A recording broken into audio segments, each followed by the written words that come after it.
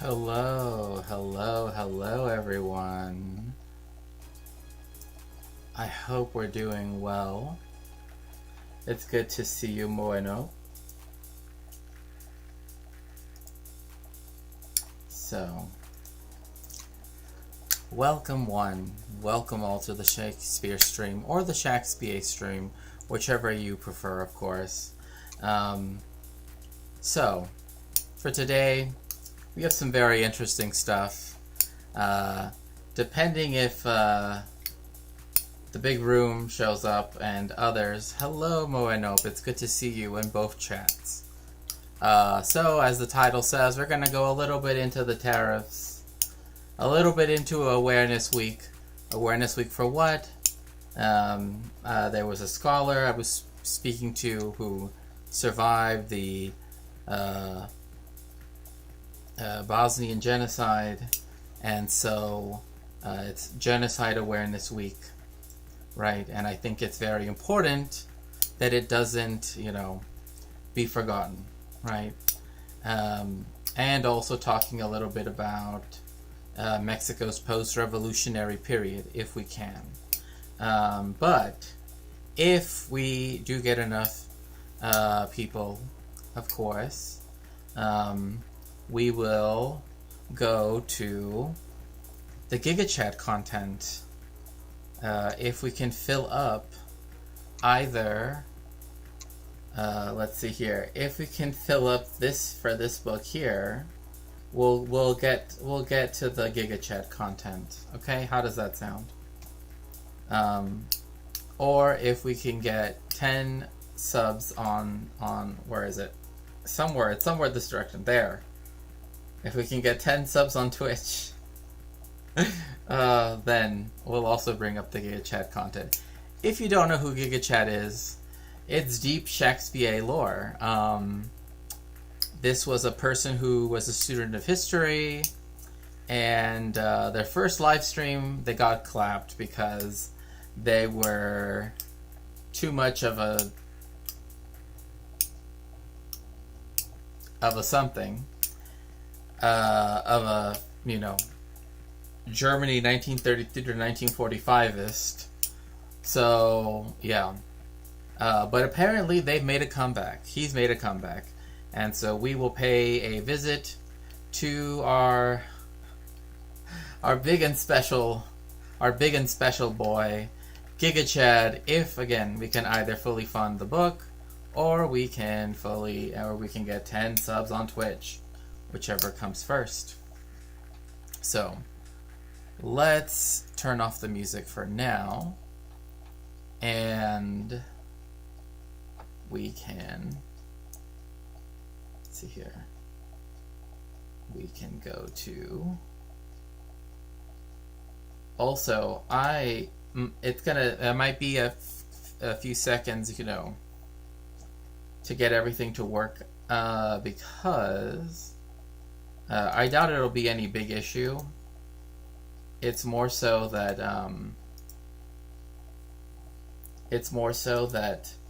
because my slime, the software that I used that allowed me to show chat on screen doesn't work. So now I'm more like a YouTube streamer than like a quote unquote a Twitch streamer, right? I guess we'll just have to make do with that. I guess as long as I can read chat, I will make sure to read out the chats, the main chats as they come out, right? So for today, we're going to be talking about this dude right here. Who is this man? Who is this man, and why does he look like... I don't know. Why? Okay, so there's this joke. Here, let me transition back, because I gotta look it up.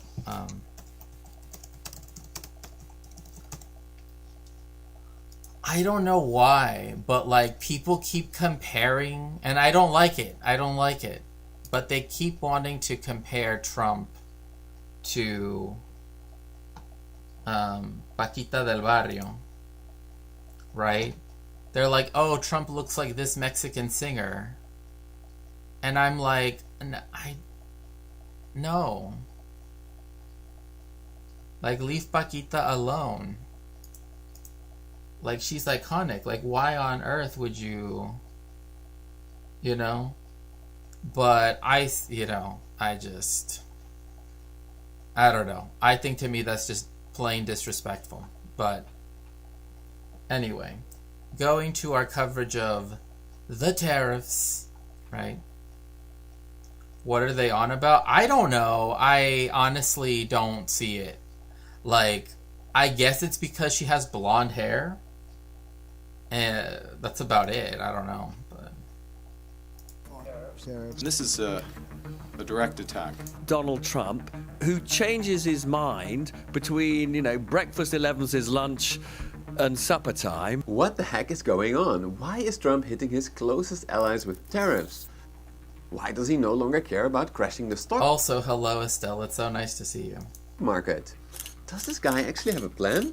Yes. Believe it or not, I'm here to tell you that yes, as Trump's new Treasury Secretary, Scott Bessent, recently put it, President Trump's tariff policies have begun the process of reorienting our international economic relations. that's right, he says tariffs have begun the process. In other words, his tariff chaos is just the start of a much bigger plan. A plan that... Okay, I just gotta say, like, look, Yuri is, he's an academic, right? He taught at Witwatersrand University in South Africa. He's Dutch, he's also taught at other universities as well. I only remember from when he taught at Witwatersrand.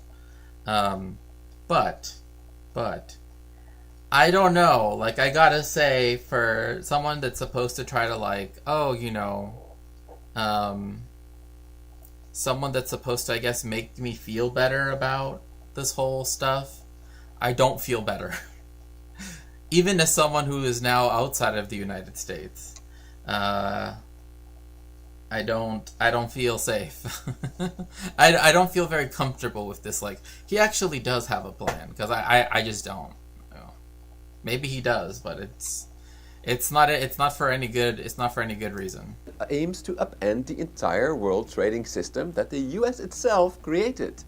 This has really only happened twice before, once in 1944, marking the start of the Bretton Woods system, and then in the early 80s with Reagan and Thatcher, marking the beginnings of the neoliberal world order. So here we are today, 2025. Is this the start of a completely new global order? A new US-centered order that will emerge right after the current chaos, in which countries are divided in three groups, or as Scott Bessent calls it, I think we should make it very clear that there is a green, a yellow, and a red bucket. And I don't know. Okay. Imagine describing, like, countries as being inside of a bucket. Like, oh, which bucket are, just... Come on. Like, you could have said, oh, there are three levels, there are three... whatever, 3 buckets? Like, I don't know. That's one nasty bucket of chicken. Like, let everyone know where they are. in these buckets it will become very clear that some countries get low tariffs, oh, did he actually call it? Did Trump actually just call them vassals? Because if he did, that's just, wow. Talk about, military protection, and maybe even some preferred US dollar access, while others are left to fend for themselves. At least, that's the picture I got from going through all of the speeches and papers by Trump's closest economic advisors that I could find. So, let's get into it. What is this MAGA master plan for a new global order? And is this plan actually feasible, or is it just a pipe dream of a madman and his stooges? To answer these questions, let's start with getting into the MAGA mindset and ask ourselves, what does... I don't know, like, You know, of all the ways that you could have a flag pendant, that, I don't know. It seems to me like it's very heavy, like it would just fall. Also, come on, like, bro, like having the flag, like there are, for the people that say that they're so patriotic and blah, like the rules of the flag are the ones that are the most stepped on by these people. Like look at this, like wearing it as a no, no. The Trump team actually want? To answer that question, first a bit about Trump's new economic team. First we have Scott Bessent, the new Treasury Secretary, an ultra-wealthy hedge fund manager that famously worked with George Soros himself to break the Bank of England in the early 90s, and he used to teach economic history classes at Yale. Then there's Stephen Moran, Trump's new top economic advisor, a Harvard PhD and hedge fund strategist who recently got all of Wall Street talking with his new paper, A User's Guide to Restructuring the Global Trading System. Both men have written and talked extensively about one single mortal threat to the United States: deindustrialization. I mean, but that was self-inflicted. This is the thing I don't understand, right? They say, oh, deindustrialization was bad. Then why? I mean, then the issue, the blame should not be on the imperialized countries that the United States sent their capital, right, to be invested, right, to reap super profits. Like Mexico, like China, like Vietnam, etc., etc. It should be on themselves, because the neoliberal turn is what made countries deindustrialize. I mean, in the global north, like on the scale that they did. It's only after that that you have the, because you have financialization. So, I don't know. Okay, let me put them up here. Of course, they were drawn to Donald Trump's campaign with its goal of make the United States into a manufacturing powerhouse like it used to be many years ago. Many years ago, indeed. If we look at this chart, we can see that in the 1950s, the US used to be a manufacturing powerhouse. Yeah, but I mean, if we also look at the graph too, right, it's that, I mean, a lot of this was as a result of the fact that the United States was the only one of the industrialized countries that, was not absolutely destroyed after World War II. So there's also that to keep in mind. So and also the fact that it's just been going down ever since is because the other industrialized countries. What is the percent? This is the percentage of output, not the absolute output. Ah, yes, I see.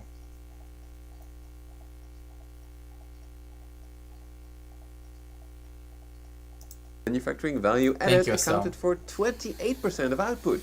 Today, that number is only 10%. Trump's first trade war did not significantly change that trajectory, though. But why is this such a big problem? America's economy is bigger than ever, right? Why does the Trump team care so much? Well, yes, its economy is bigger than ever, but they may be producing the same, just other sectors have outproduced it. Right, yeah. No, thank you for the correction. Yeah, because I didn't, yeah, so as part of the economy, manufacturing is now only 10% of whatever America's economy is. Yeah, in strictly monetary terms, right, exactly. But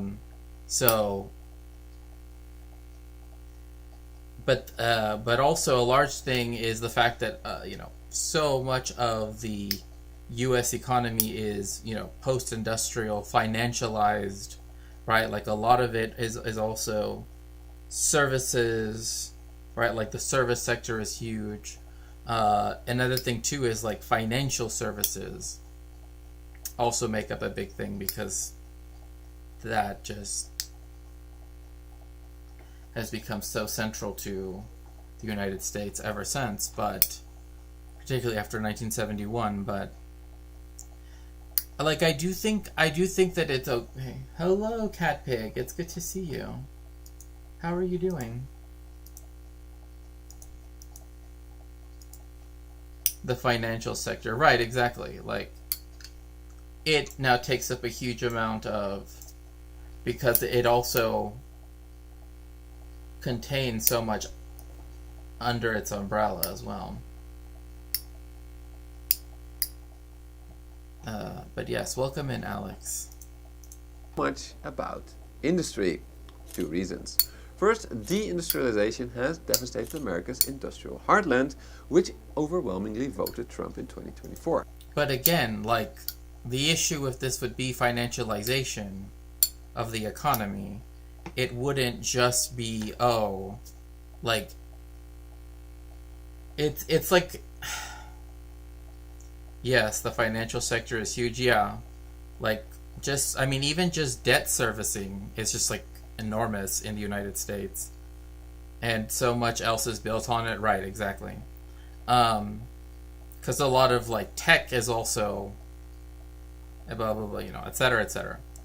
But, like, it's weird because, like, this doesn't make any sense.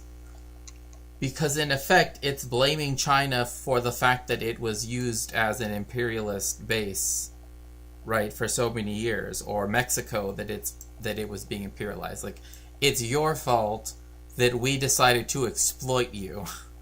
That doesn't make any sense, right?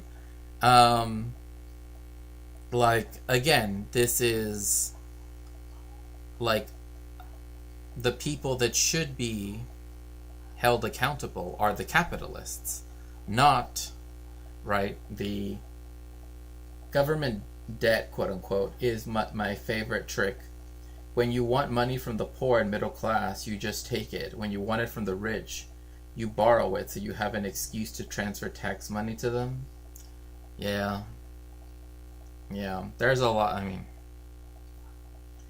like, and again, we're gonna go more into the tariffs a little bit more because, like, I think for me personally, now being in Mexico, like Claudia Sheinbaum, being this, like, oh no, the treaty says this, trying to be the calm, cool, collected person in the room and being like, no, we signed a treaty, you have to uphold your end of the bargain, blah, blah, blah, all of that stuff.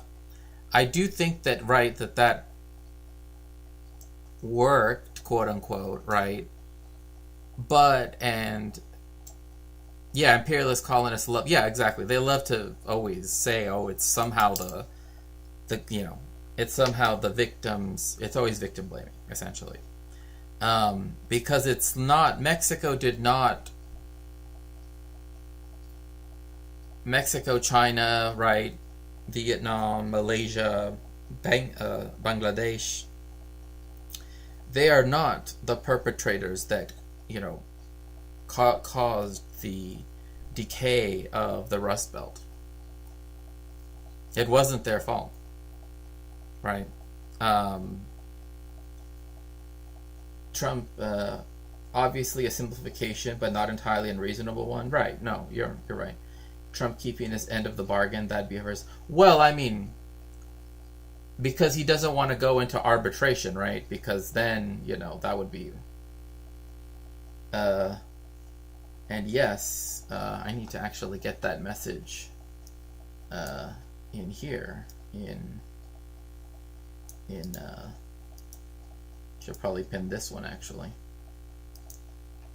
Yes, as I said last stream, I am now giving courses, which you are more than welcome to join. I will pin it in both chats. And yeah, and don't worry, you can, as I said before, you can pay in installments. You can also talk to me. Just, again, the first class that I'm going to start is Spanish. Right? Seen a lot against both the DPRK and Cuba as of late. Yes, the DPRK had a famine in the 90s. Perhaps you, General you, yeah, should look into why. Right, exactly. I mean, because they always want to bring up, like, the sunshine policy and all of that stuff, but again, it's There's so much more that has to. Who's going to arbitrate the world? The same one that they were going to initially send Mexico to, because Mexico tried to ban GMO corn. So, yeah.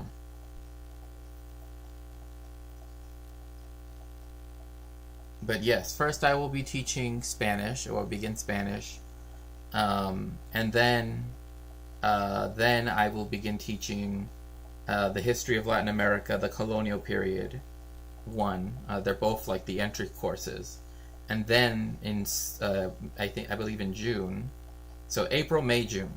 April is Spanish, May is Latin American history, June is essentially like critical theory. So whichever one you'd like to enroll in, and again, like I said, you can pay in installments. You can also talk to me. Just let me know. So anyway. Second, US industrial power is now far behind that of other comparable powers, especially China, putting it at a massive disadvantage in case of a war, given that historically civilian factories and know-how have... Yes, there is. Chapter 19 specifies the USMCA panel will hear a case as an international trade court arbitrating the dispute. Yeah. Yes, exactly. Yeah, that's the one. They did try to get rid of it, but it still exists, so... Which again, I'm not exactly betting on it, right? I'm not exactly betting on it, but, you know...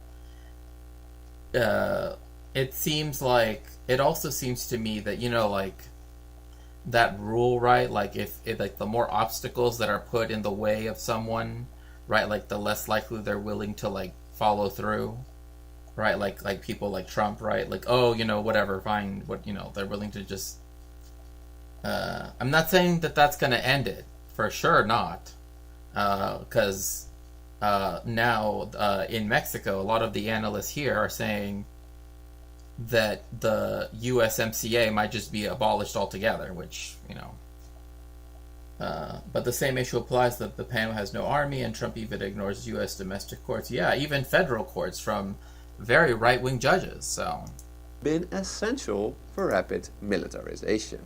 So, the Trump team thinks a lot about China. What happens if they invade Taiwan? Yes, the US has a stronger fleet for now, but as Vice President J.D. Vance has noted, US deindustrialization has gotten so bad that one of Beijing's state-owned firms built more commercial ships just last year than all of America has produced since the end of World War II. So I think in that light that, yeah, it does make sense that the Trump administration wants to reindustrialize the US. But does he really? I mean, that's of course the Mex should call in the panel. But I assume they share my view of the Trump. Well, I mean, again, yeah, like, there is that, but then also, if it would involve them, right, giving them, like, giving Mexico or one of the, or Canada, right, like, if they'd have to give, like, if they'd have to owe them money, that's also another thing too. At least, again, from what I've sort of read so far, I don't have the exhaustive everything. But if they were to take it, then they could find in favor of Mexico and Canada, and then the United States would owe them money, and that would go against their whole thing, right? So that's another aspect as well, right? Because if there's one thing Trump doesn't like to do is to, even though he's really good at losing money, I don't think that he would want a court, right, to be like, actually, you owe Canada and Mexico. Yeah, if there is another election, the debt might be paid, right, or not, right. So have to slap tariffs on everyone at the same time and say stuff like this about his closest allies?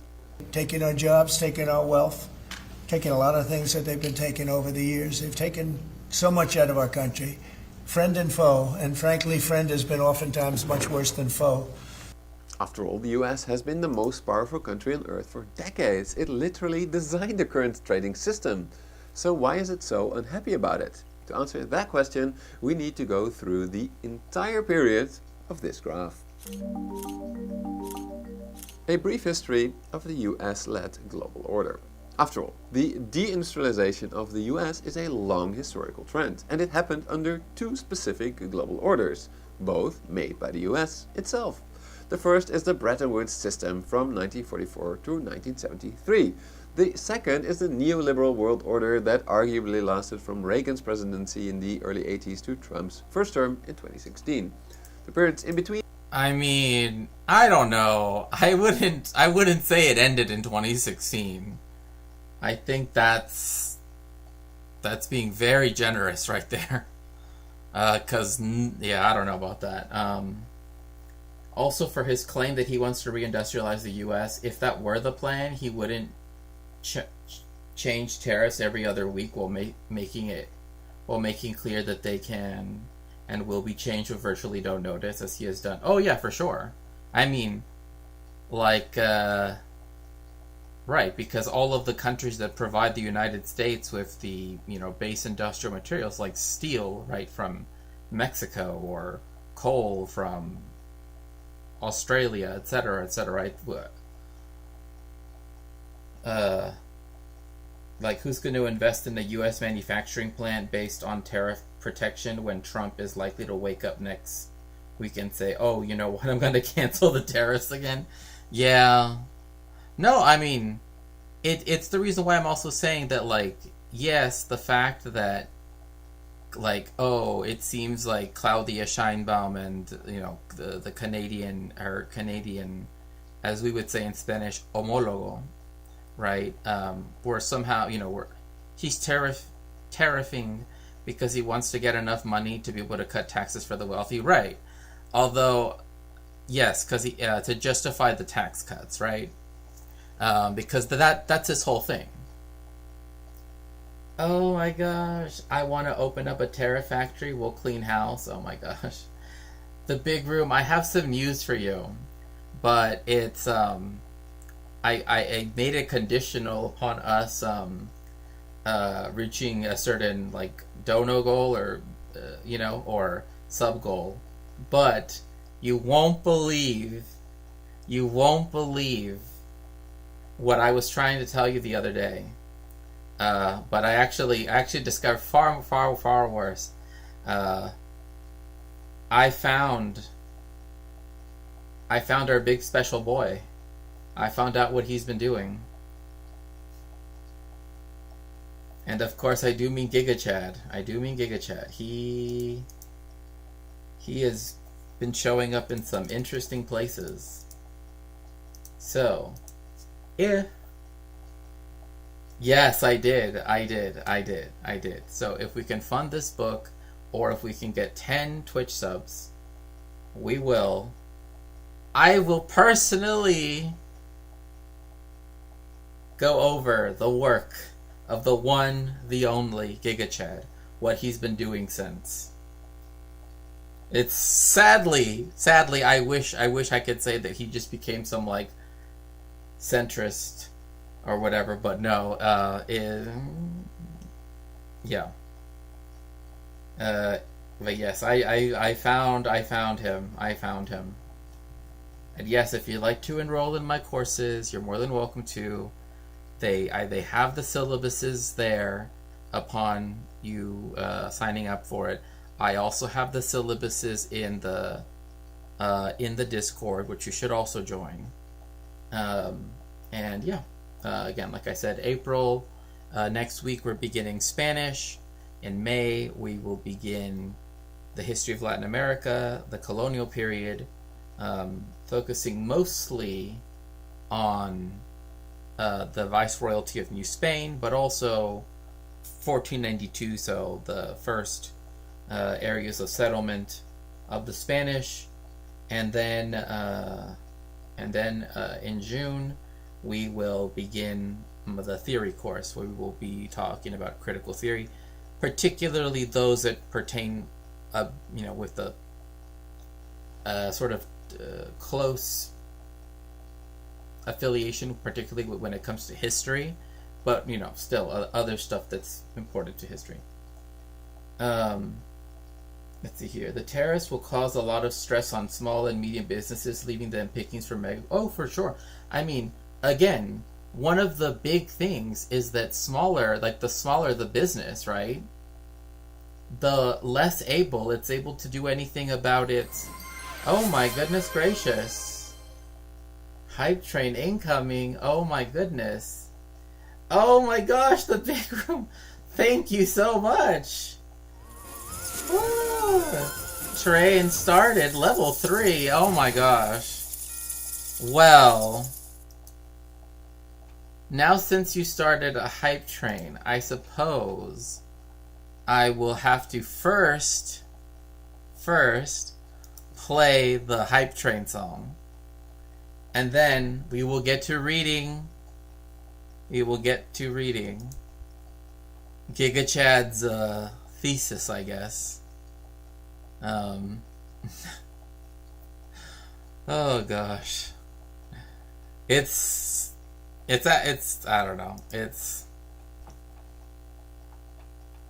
Now, we're going to do something we haven't done in a while. So, over the last week or so, there's been a lot of attention paid to a music video we're going to get into in just 1 second.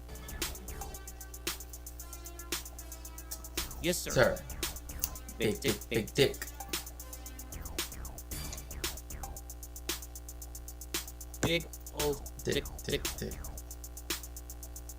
3 big balls. Look like we played And tennis. He's got a big dick. I think his name Dennis. I jerk his dick until that N-word finish. His dick big and green tastes just like spinach. Dudes. I love when they send me all the nudes. Had to make him nut cause his balls were blue. He didn't have a clue. He's sliding in and out my ass like he's cleaning out gutters. Bigger than a stick of butter. So the big dick swinging up in the motherfucking hallway. He like me and my friends Cause we're all gay. We like dick. I like his ass cause it's thick. And he going to fuck my butt till I shit and dick is dry, so therefore I spit on the tip. And it gets significantly more vulgar. like A lot more vulgar. 4 Big eyes. And they bust on my eyes. They eat my ass just like apple pie. If they keep fucking me like this, I might just die. They pipe my booty till I cry. He licked my dick and the cum start dripping. I took a bite of his ass. It tastes like lemon pepper chicken. He throw me up in the air, my booty flipping. He dunking his balls in my booty like he's Scottie Pippen. Met the N-word last night. And I rode his dick like a bike. He's so thick, he looks like a dyke. But let's say, hypothetically, I think his name Mike Jordan. He fucked me while recording. He sent me butt pics this morning. Hands down, the greatest news I received. I love when I receive his BBC.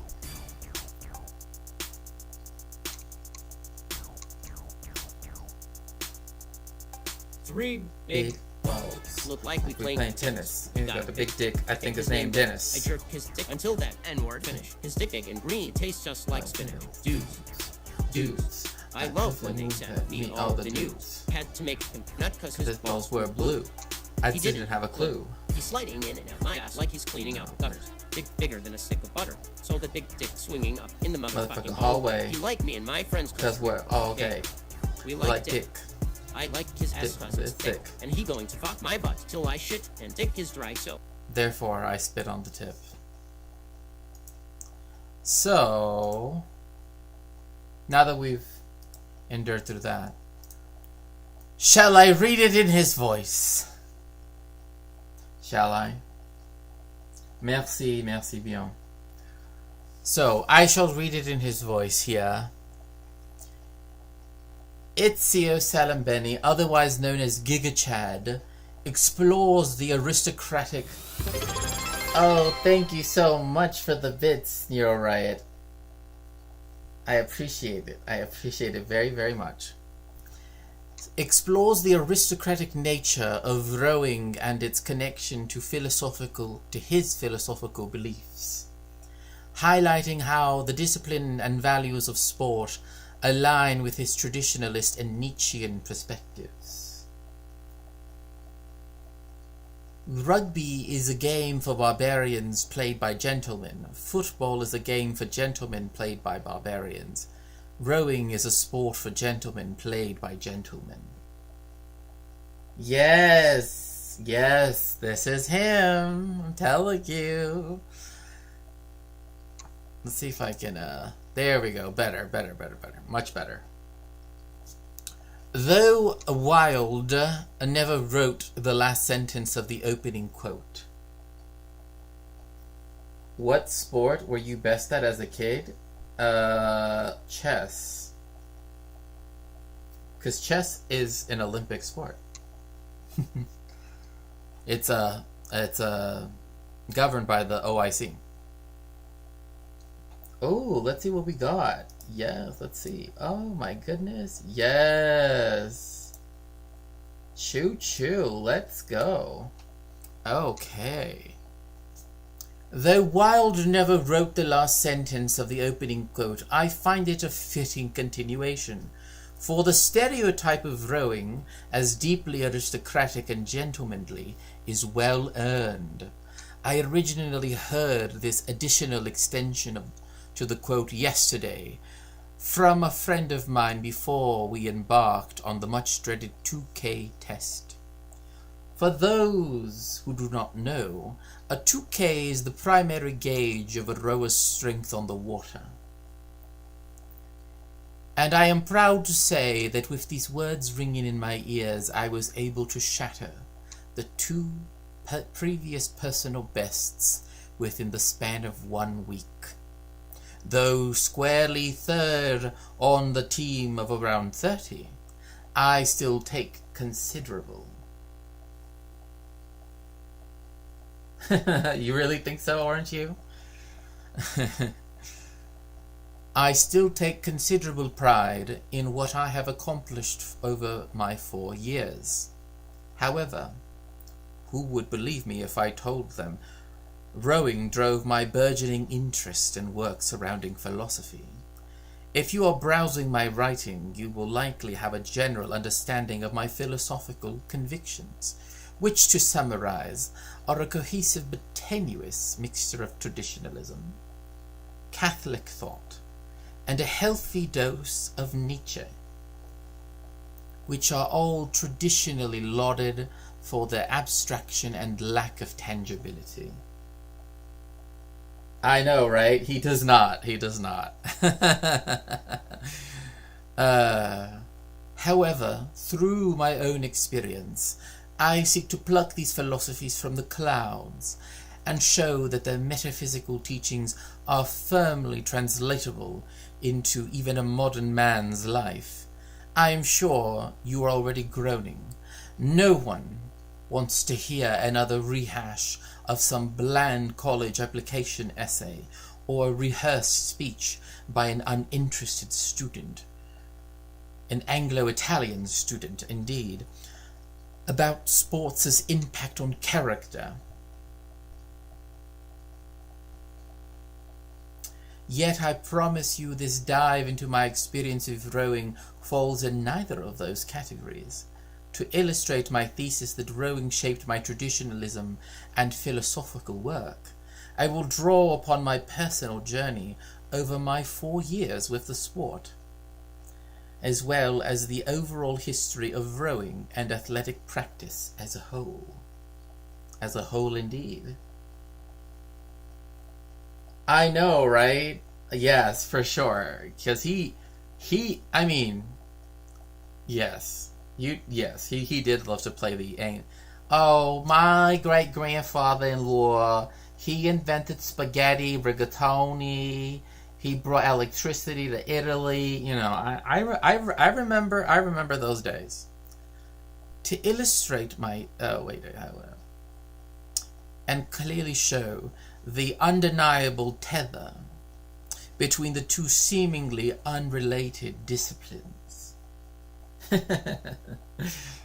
Shakespeare Farms remembers. Man is a fickle creature, and his interests ebb and flow dramatically year by year, decade by decade, and century by century. Does he know men that live centuries? Because I guess he means man as in humans, but okay, fine. Otherwise, I don't know. I don't know how you're hanging out with men that live multiple centuries, but okay. Yet some of his interests extend beyond the exoteric and dip into the primordial. One such example being sport. Great civilizations have always engaged in sport, and there has been much speculation as to why this is the case. Despite the pages upon pages of intellectual jargon that beat around the metaphorical bush eternally on the topic. How to hang out with a man who's been around multiple centuries? Don't ask. But as we do know, he definitely does like to beat around bushes, indeed. The answer is painfully simple. Sport is a simulation of war. Many may find this analysis juvenile, yet in every period excluding our own, such a simulation has dual interconnected purposes. For one, a great society is characterized by order and stability.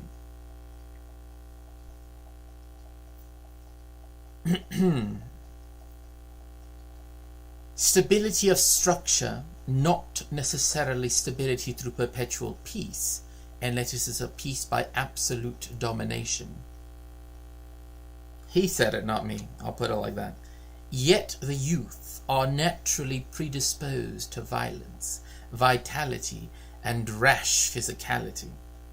Is that what they're calling it these days? Okay.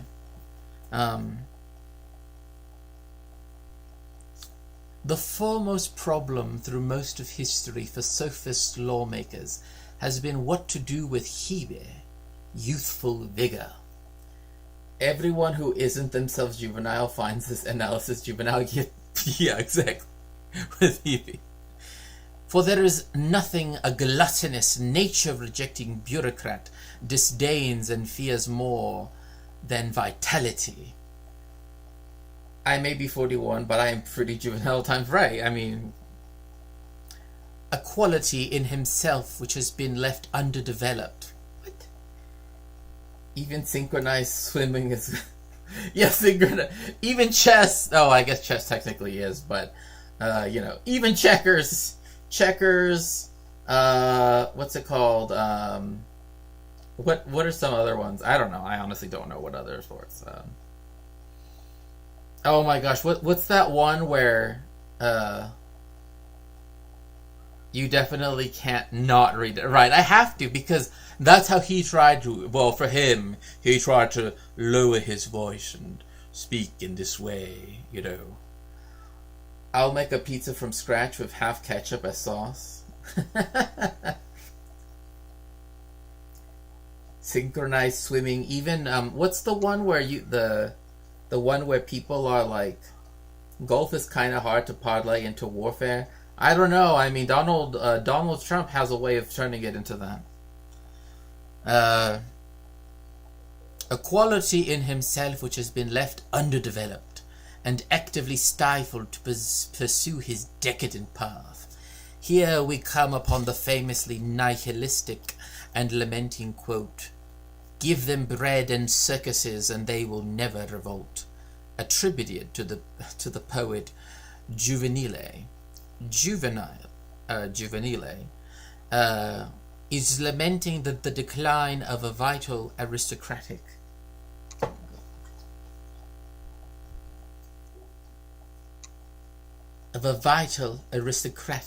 regime. What Spengler would call a culture, into the empire of hegemony and decadence, in Spenglerian terms, civilization. Because of course only Spengler ever called things civilization. But okay.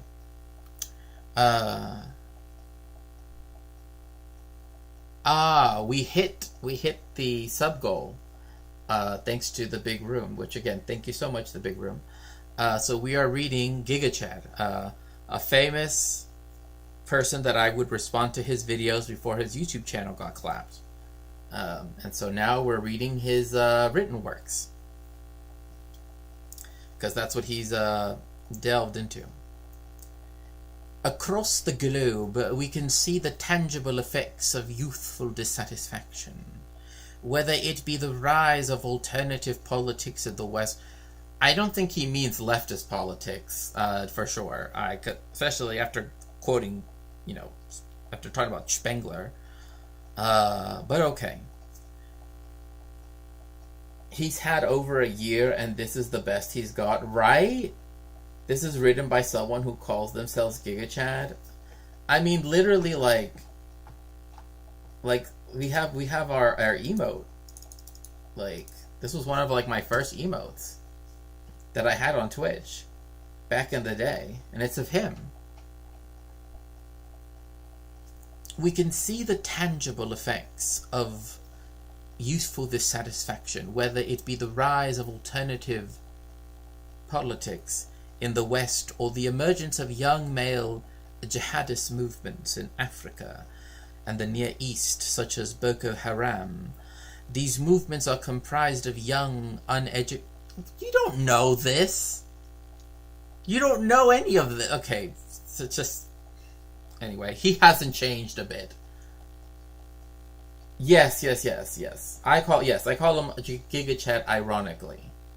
Yeah, he would, yeah, exactly.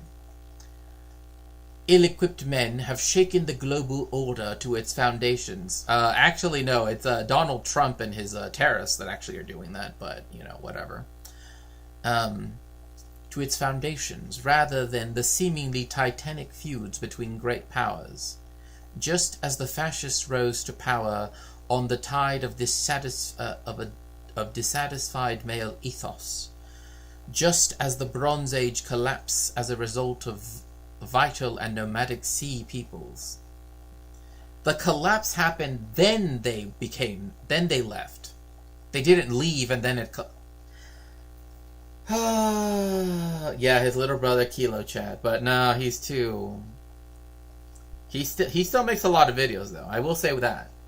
Kilo Chat does make a lot of videos. But he's just on another... He's just... I don't know. Just as Rome, a city of rouge? Yes, Rome, the city of lipsticks and outlaws, indeed. The city of rouge and outlaws dominated the Etruscans surrounding them. No. Oh my gosh, this is so bad. This is just such bad. He was always bad at it, like, he studies history, right? Or he studied history. I don't know if because he's talking about 4 years, so I'm presuming that he finished his bachelor's degree. Everyone who sees the misspell finds it too funny to tell him, right? The city of rouge and outlaws. It's like to me now it's like lipstick, right? Is now like this, like, I like it, right? Because now it's like this, like, ooh, like deadly lipstick mystique. I like that now. They did not dominate the Etruscans surrounding them. They intermarried with them. Sorry to say, So your great-grandfather-in-law is, So will increasingly radical groups of young men come to shake our present age of rigid convention. The concept I laid out has been fairly well established both in the academic works of Costin Alamariu, such as Selective Breeding and the Birth of Philosophy. What? Not a single rouge, multiple rouge, right? And his most popular, though, first of all, what a title for if it is an academic text, just so... And his popular, though, I'm watching history videos about the CIA and Bush Sr. Did you know that his oil company was called the Zapata Petroleum Corporation? Yeah, because it was in Zapata County, Texas.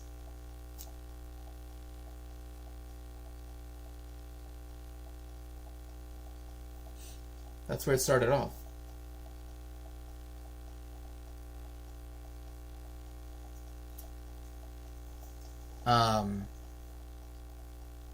And his popular, although admittedly unacademic, exhortation Bronze Age mindset. Yes, but it's not named after Emiliano. It's not named. It's named after another person. A lot of the counties, if they are given, that's how you know you've hit bottom. Yeah, pretty much. In both senses, cat pig. No. But yeah, like a lot of the counties that are named after still have like Spanish last names are either because they're about Spanish people, like they're for people from the Spanish period, or the collaborators that sided with the Texans in their revolt. Is the fundamental foundation of Nietzschean aristocratic political philosophy.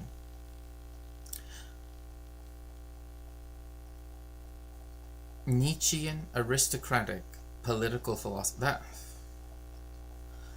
In essence, the nihilistic view of sports is merely that it is a means for sophists to channel youthful vitality in highly controlled and sterilized situations. Yet, as an athlete, this answer is unsatisfying and represents only an accurate reflection of the adulteration of sport, not its true essence. Sport can be an opium, or it can serve... I've never heard of sport being compared to an opium, but okay, just fine. Or it could serve as a highly influential demarcation of virtue and worthiness. In Nietzsche's view, an aristocracy will arise through a pastoral conquest of a settled agrarian society. I'm pretty sure I heard sport being compared to drugs. Yeah, oh, I guess with endorphins, yeah, sure. Yeah, happy hormones. Yeah. From that point of initial contact, some semblance of a social contract can be found. I guess so. It's weird to bring in social contract theory to, like, pastoral conquest of a settled agrarian society. That's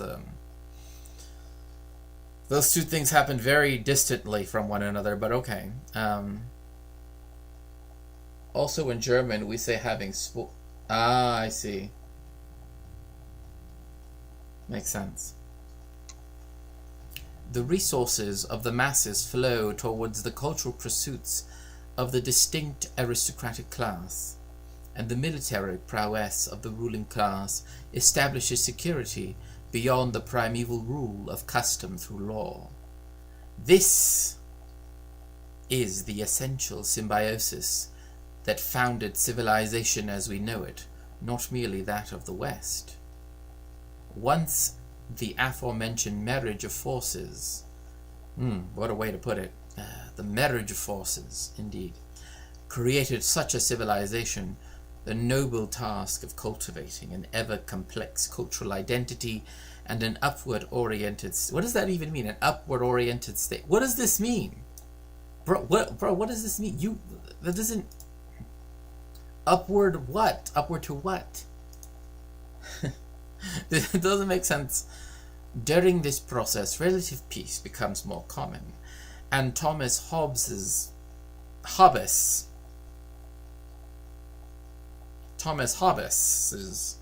requirement for a noble state to overcome the state of nature, in his words, there's a lot of he needed to get this copy edited. Quote, I demonstrate in the first place that the state of men without civil society, which state we may properly call the state of nature, is nothing else but a mere war of all against all, and in that war all men have equal right unto all things. End quote. Prefatio of De Siwe, or De Kiwe, however you want to pronounce it, becomes satiated through a rigid hierarchy. However, the fundamental power and vitality that allowed for the initial spark of excellence in these nomadic populations arose from their hyper-militaristic primal roots. So civilization, luxury, and peace posed a distinct risk to their ruling spirit. Edward Gibbon, through his groundbreaking... Okay, Gibbon's... I'm sorry, but you studied history. You should know that Gibbon is not an acceptable source anymore. Like, that's just... you can read Gibbon as a primary source, but not as a secondary source. But anyway. Edward Gibbon, through his groundbreaking history of the decline of Rome, reflects the basis for such a profound fear. His thesis states that Rome's fall was due to a fundamental shirking of duty and weakness within their formerly vital patrician class, not external factors. Unfortunately for the Romans, though they borrowed much of Hellenic culture, they were unsuccessful in the primary ideal of a physically vital ruling class. Also, Gibbon also said that, it's funny because since he's a traditionalist Catholic, right, he won't say that Gibbon also said that Christianity is what brought about the end of Rome, but, I digress. In the Greek vision, the physicality of war and sport were indistinguishable from each other on an esoteric level. On an esoteric level? Oh gosh, that's... Of course, my statement is somewhat dramatized. Greece also went through periods of aristocratic decadence and decline, which eventually led to its dissolution as an independent civilization. Yet the fundamental truth of their physical notions remain poignant. The primary term to associate with this cult of physicality is kalekogathia, essentially equating to the beauty of the body with the virtue of the soul. Additionally, the term was essential to the concept of a vital aristocracy, not merely an individualistic standard. Coined in Athens, the term was used among the aristocracy to communicate the standards that each aristocrat was expected to live up to. Unlike modern ideals, it was an expectation rather than a detached hope that one would become almost an intermediary being to the realm of the gods. Isn't he precious, though? He reads Hobbes and thinks it's utopic. Yeah, for sure. Based on the previous paragraphs, there were only two, but okay, it is clear why this ideal, so flagrant in its refutation of the modern don't judge a book by its cover mentality, became the ruling philosophy of Hellenic civilization, and ultimately cared for the already sown seed of the original nomadic domination. The Greeks the Greeks did not just come into Greece all at once. We know this because the Greeks themselves talk about this. But anyways, this is just like literally just not... Anyway. The Greeks fundamentally understood the connection between civilizational survival, greatness, and retaining the original spark of vitality that allowed pastoral people to conquer a more numerous agricultural group, which is why they invaded a region that is actually very hard to be a pastoralist on, like to farm. Like, have you ever seen the Greek city-states? I mean, it's very mountainous. It's not exactly the best place for, but okay, fine.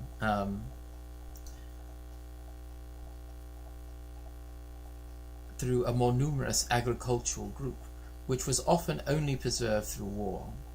Here we stumble upon the dilemma of empires. Ever expanding the borders of one's holding will allow for a constant honing of the physical and military character of their aristocracy, the beating heart of any civilization. However, what happens when those ever-extending plains cease to be unknown? When there is no steppe left to fight for? When the entire store of fuel the civilization was predicated on, conquest, runs dry? Look to modern Greece, Italy, and England. You will find once raging torrents of civilization frozen over in indecision and mediocrity, desperately looking towards their past, whilst not having the courage to embark on the deeply turbulent path to escape from the mire that their mythical forefathers arose from.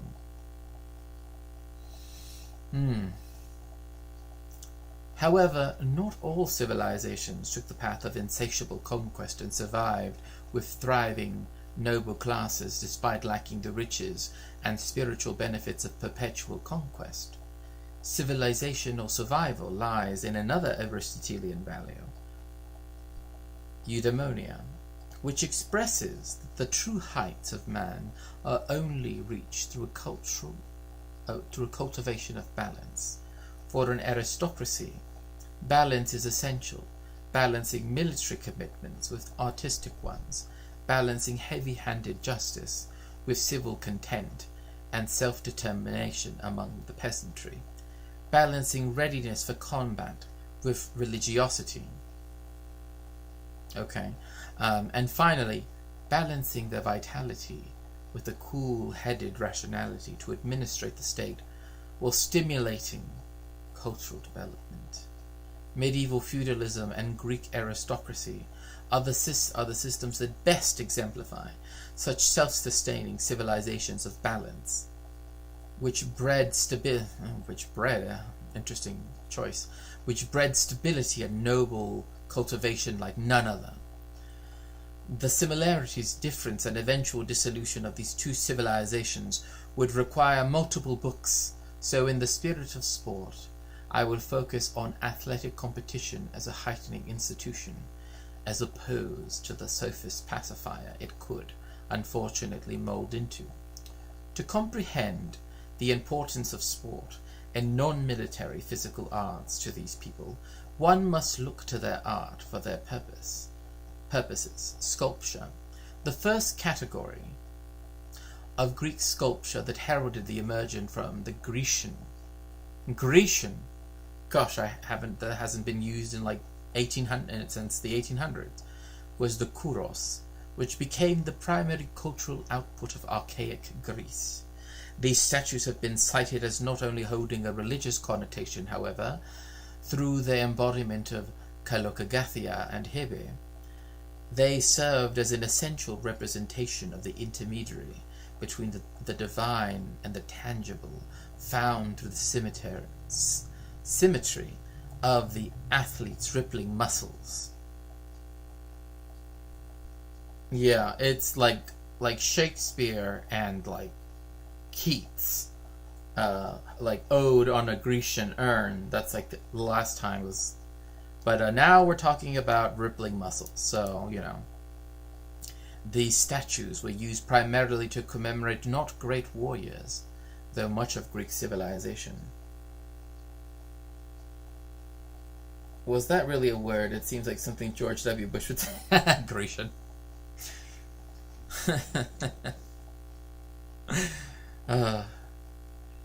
These statues were used primarily to commemorate not great warriors, though much of Greek civilization at the time was structured around honoring military prowess.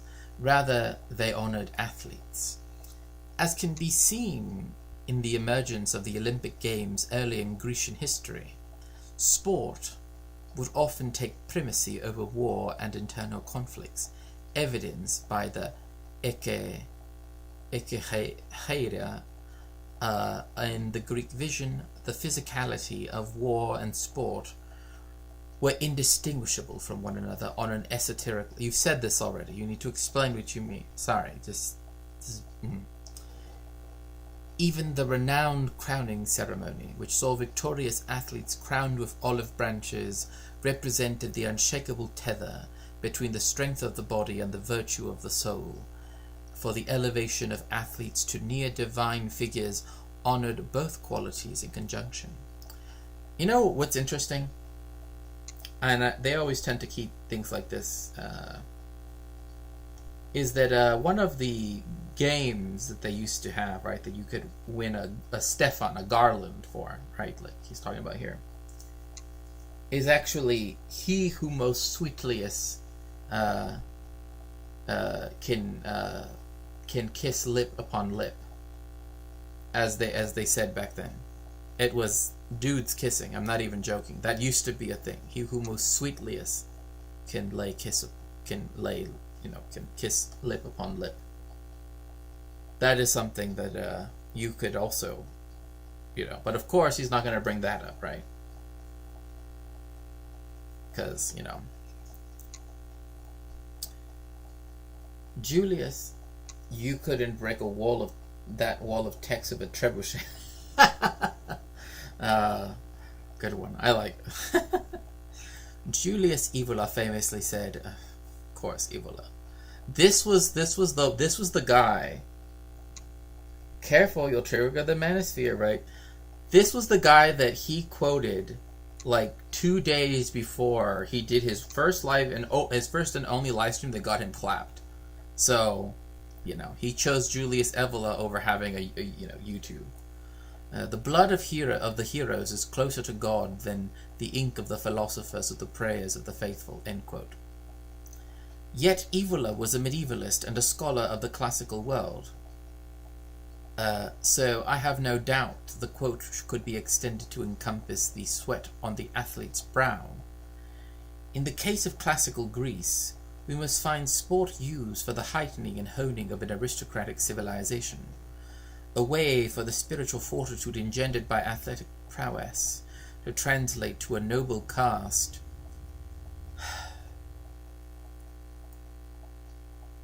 Of course, there has to be a caste.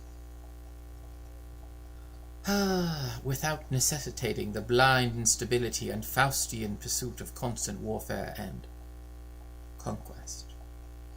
By the point in the essay, I am sure my stance on the state of modern sport is evident. Rather than the heightening ideals of classical civilization and nobility, modern sports seek only to distract, hence why it has become so corporatized.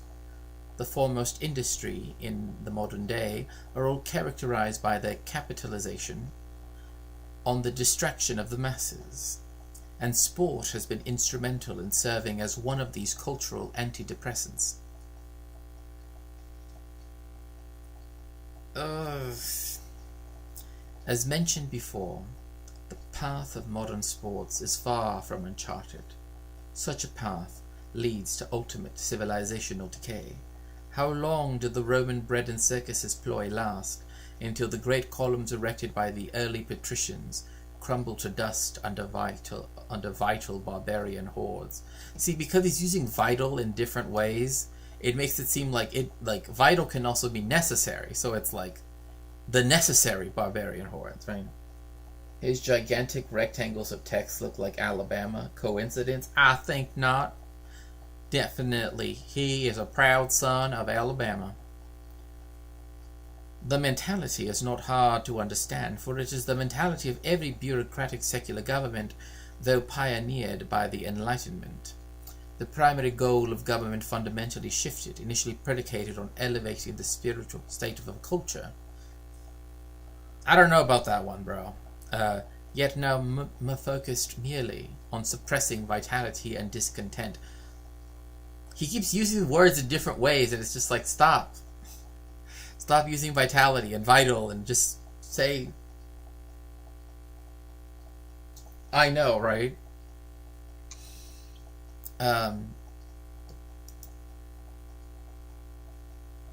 When scientifically assessed, it is only logical.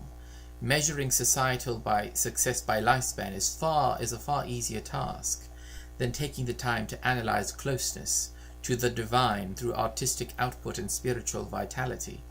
What does vitality mean, bro? You've used it like a different way every single time you use it. And also, like, again, why would you use artistic output to measure anything, to measure societal success? Like, what does that even mean? You know? No. It's a valid thing, right? It's definitely a valid critique, because he definitely needs to be criticized, that's for sure.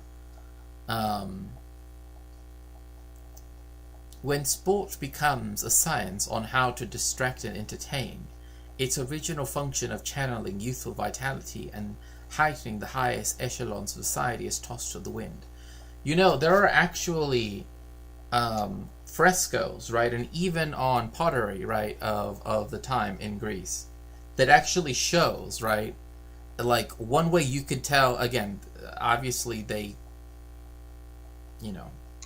had patriarchy, etc., right? But you can actually see that in their depiction of sort of different gender roles as existed at the time, right? It literally shows men, right, at a stadium, right, and that they're painted as being tanned, right, like by the sun, because they're watching sports, and that women are painted with a lighter shade because they are, again, because of patriarchal, expectations are supposed to be in the home, right? So, like, for him to say this is acting like before nobody watched sports for fun, right? And that's just not true. Like, the same time periods he's talking about literally have always been about entertainment. Again, as evidenced by the frescoes that existed at the time, that literally show, like, men getting sunburnt, essentially, right, and tanned, because they're out, cracking open a cold one with the boys, right, watching, he who most sweetly is, can kiss lip upon lip, right, the real sports. In the modern day, sports from grammar school to the professional leagues fundamentally separate the physical, intellectual, and spiritual elements of athleticism. Symbolic of most evils of modernity, in our scientific pursuit of categorization and isolation, we have lost the nobility of harmony that even the ancients had a fundamental understanding of. We can see the effects of this daily. Society is controlled by men who have neither the courage nor the discipline of the past, and lack the duty to the divine that physical excellence once cultivated in an aristocracy. They promote technological progress, restriction, and separation from nature, for they fear nature, whereas the athlete has mastered her. Oh gosh. Well, I guess it's clear that for him only men can be athletes. Semi-lurking, making dinner. Yeah, I get what you mean. But that wording. But I mean, like, I know I'm reading this and I know it's different, but this is what he would sound like. I mean, you know what I mean? I mean, it was different because I'm surprised that he even critiqued England, right? But this is like the stuff he would try to argue in his bad history videos, right? So, but now he does it in writing. So, in fact, actually, in the Discord, the big room, there is now, to be frank, it's not like kids get pushed mercilessly in sports these days. Yeah, I don't. The big room. There is a if you go to the stickers in my Discord, there is a sticker, a GigaChad sticker now, an updated one, right, from his most recent, made original, of course, so that way it's not, but anyway. When doom approaches, be assured it will always be imminent. All virtues become vices, and all vices become virtues. I mean, it is always imminent. So yeah, I mean, that's why you have, well, so you have a lot of things, right?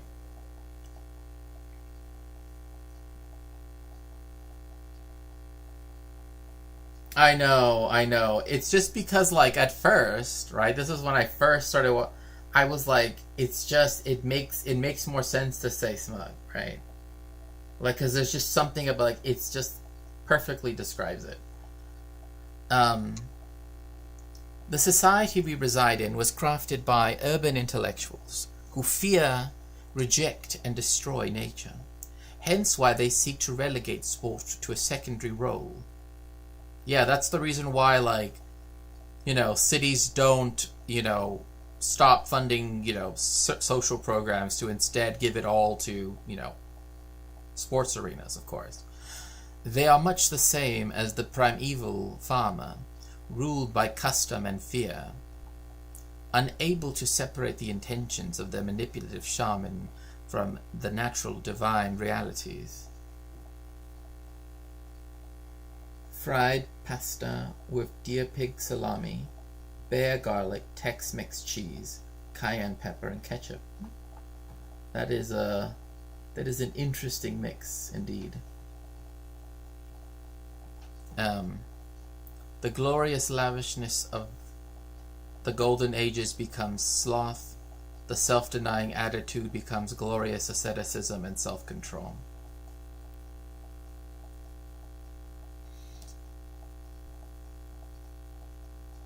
It will be the very people that see Versailles as the height of civilization who burn it down, so to speak. The time we live in spiritually is far less advanced and natural than it once was. No matter how many veneers of technological advancement are placed in front of our eyes to distract us. Does this mean that he's anti-Elon? Like, because he's coming off as, like, anti-modern, right? But he's, like, talking about technology. He's like, does this technically make him anti-Elon? Because, but he hasn't said it yet, so, Man's goal of discovering the divine through his own nature, pioneered by the athlete, has been entirely subverted. These last few pages have been both impersonal and exceedingly academic. Yet I find a rigorous and thorough analysis warranted for such an important topic. Sport is not merely a means for distraction or keeping the general population healthy through elevated children's games. Sport is a profound means of preserving cultural, moral, and intellectual cohesion and prowess. Urban intellectuals, I'd say it's much more crafted by suburban patricians. Yeah, for sure. Like when I think of, like, sports and all of that stuff that he's saying, that's like total American suburbia. Like, I don't even know, like, because, like, when I lived in an in New York itself, it's like the only sport you could even play really was basketball, because that was the only thing that you could really build. And yes, if you'd like to enroll in any of my courses, of course, you don't have to pay it all at once. They are, but they start soon. You can pay in installments. It's, of course, you can always do so by going to shakespeare.gumroad.com, and you can see the courses there. Otherwise, if you'd like to help me out with my research, you can always go to my throne and help me with that. So, for much of my childhood, I unfortunately rejected these fundamental truths, not only because I was lazy, but also because our society so radically shifted from what it means to be an athlete. So society moved away from being an athlete. I think I know what I know what he's trying to say, but this is a weird wording. Crew, however, changed that. Because though it is a team sport like none other, requiring perfect timing with those on your boat, well, that and also only rich people can do it. I mean, that's... I mean, what else can you say? That only rich people can do it. That's why it's so special, isn't it? That's why you can imagine it as super aristocratic. It's because only rich people can do that. The relationship between each man cultivated with the oar and the boat differs wildly. When I am cranking the faded blue handle, caked in the blood and sweat of countless athletes before me. Ugh. He totally ignores the class and popularity. Yeah, exactly. In playing modern sports, right? Yeah, like, but also this, like, oh, that's just. But when he is cranking his faded blue handle, caked in blood and sweat of countless athletes before me, it is what I tell myself in those excruciating moments between the 900-meter and the 500-meter mark that hold the power to make or break my workout. Those who never hear that voice within are relegated to perpetual mediocrity. They constitute the meat and potatoes of the team. They provide a foundation for the few to build off of. However, those who find a voice calling out to them in the wilderness are a breed like no other.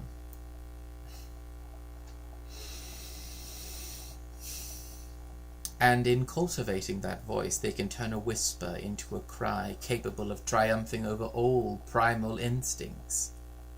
You say so. Cranking the old faded blue handle. Like he's wording things in a way that it's just like, you know, they can turn a whisper into a cry, triumphing over all primal instincts. You know, it's like, okay, bro, calm down. The connection to aristocratic morality is apparent, for they too master their nature. Rather than living for sustenance, they reject the mere primacy of life and chase metaphysical ideas. Well, yeah, because they don't have to live. They don't have to live for sustenance. That's why aristocrats can do what they do, right? It's the reason why the bourgeoisie can do what they do. If it's blue, you may need to see a doctor. Yes, you might need to go see a doctor if it's blue. It's possibly from over cranking it between the 500-meter mark and the 900-meter mark. You shouldn't, extend it out that long. But anyway, point being, of course, if the aristocracy doesn't have to, because it doesn't have to think about its sustenance, and the modern bourgeoisie, right? They don't have to worry about where is their food going to come from, where is their clean water going to come from, where is their, right? So yeah, of course they can engage in metaphysical things, and of course they can do philosophy, of course they can do sports that require, boats, yeah. Yeah. A rower scoffs at his fatigue and physical pain to achieve much the same glory. I mean, I think that's what people say, I was, my arm was broken, but I still kept rowing for 900 more meters. Come on, bro. The aristocrat does not find pleasure or release. Well, if you put it like that, the aristocrat does not find pleasure or release in mere work, but rather in excellence to a level as biological as trained. The rower is never satiated by achievable goals. A nobleman must devote his life to martial training, where even the minute moments decide life or death. A rower's hands dropping an inch can lead to a sizable defeat in the heat of a race. Remember, stay away from a rower's hands when they're in heat. Just as a duel, a race is only mere minutes, and once it begins, there is no going back. If the rower lacks the mental fortitude to cultivate perfection for 6 minutes, he loses, and the nobleman in turn loses his life.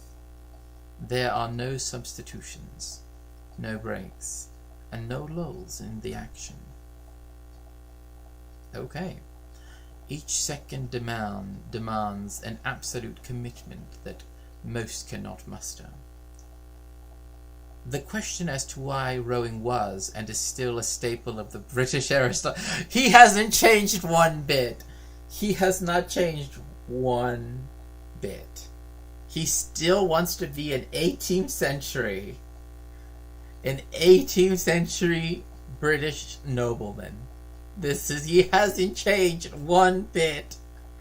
Oh, Giga Chad. Oh gosh, he hasn't changed.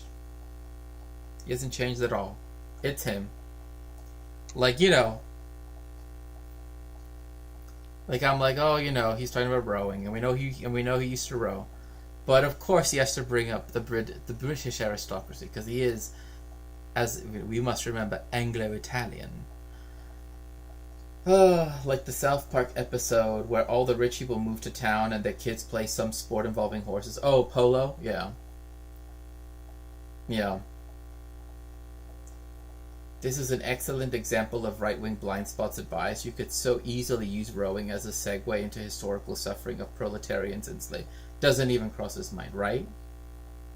Well, yeah, I mean, like, one thing is, we know that it requires also ownership, right? Of those boats, right? They have to be maintained. Like it involves the dispossession, right, of the people that became the proletarians, right? Because the streams, the rivers, right, all of those things, right, also had to be, enclosed, right? So of course it's an aristocratic thing. Because they are the ones that control the land and the water. So it's quite simple. It is the complete synthesis of all they stand for. Sport, though bastardized at the high levels, still retains its deeply traditional foundations.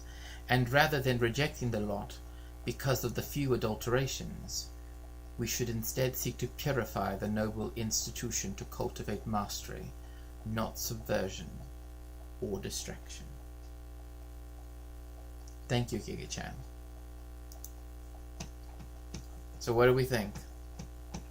Big Room, what do you think about Giga-chan? How do you feel?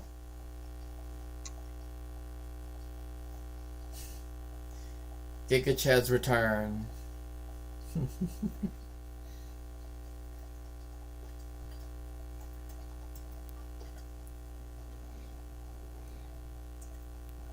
Zero out of 10, right on point.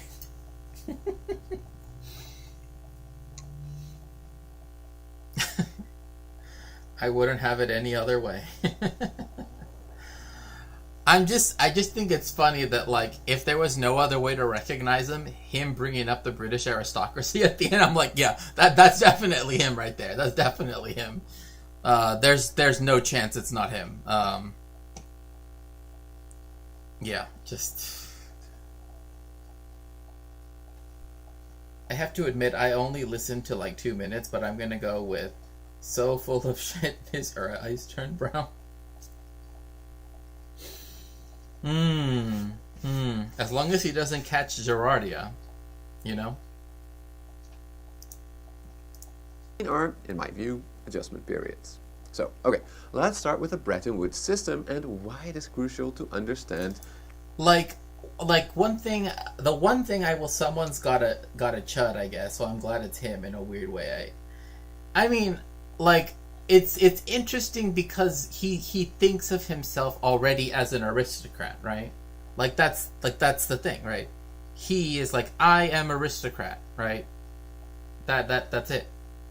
So of course, whatever sport he likes, like especially one that's very restricted, because he went to some like, I mean, this is the guy. Do you remember that time, the big room, that he literally had like his friends like in the middle of the night, like his dorm mates, right, like bow and stuff and like let him in while he wore his like Pickelhelm, right? His like Prussian helmet. Yeah, they were bowing to him. Yeah, like this is a person that literally had his own friends and dorm mates bow to him and and all of this stuff while he wore his Prussian helmet, right? His Pickelhelm with the the spike. And and a person that is Anglo-Italian and does all of that stuff, right? Like it's just, it's too much. It's just, I mean, like it's like the way, like the fact that I found his stuff is just hilarious, because it was almost by like complete accident. Luckily his YouTube booted him in a way. He was going to injure his voice trying to force it. I know. Oh, I hated. That was one thing I hate. It was so obvious that wasn't his natural voice. And it's like, bro, just speak your own voice. Don't try to force it down, like you said, 2 octaves. I think Thomas Hobbes is right about it. Like, I can't even do it. Because it just like no. Like, and then he would only talk about one book.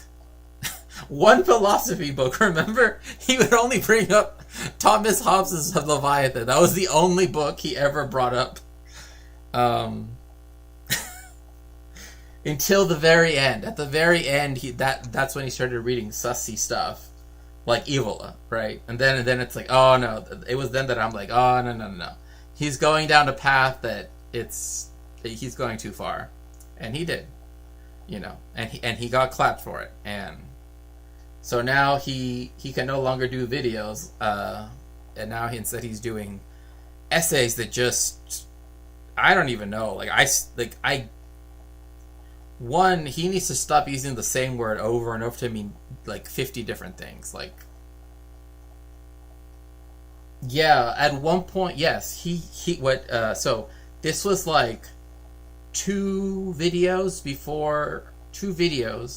and then, so it would have been 2 videos more and then the live stream, right? I believe. Remember, it might have been 3 videos more and then the live stream where he got clapped, right? He said that Evola was not a fascist, right? And his justification is because Evola says he's a super fascist, and super means above or over.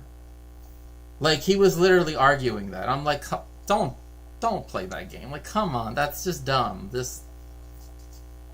Who does that?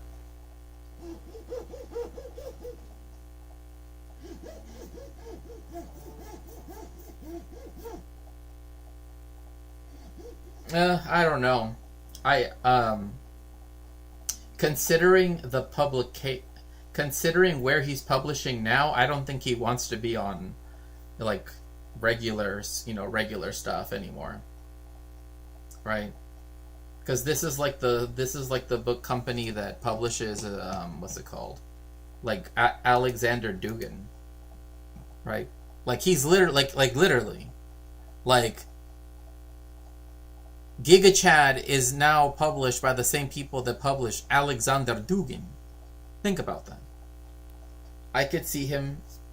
Yes. Oh no, I don't know about that. I don't know about Russian Orthodoxy, but I definitely could see him becoming a big stan, for sure.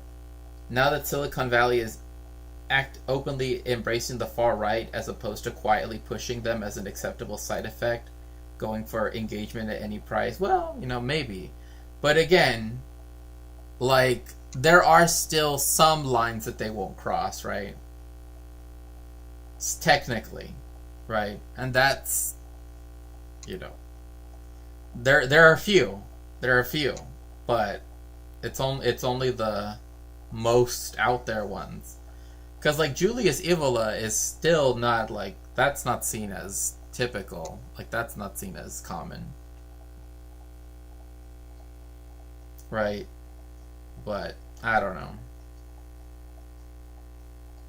Like, again,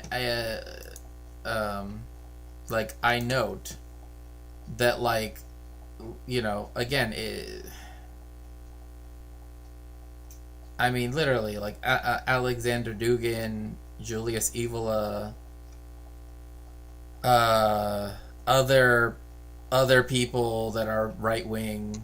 I think he does have one other article, but I think I'm only going to read one at a time if I did, but yeah.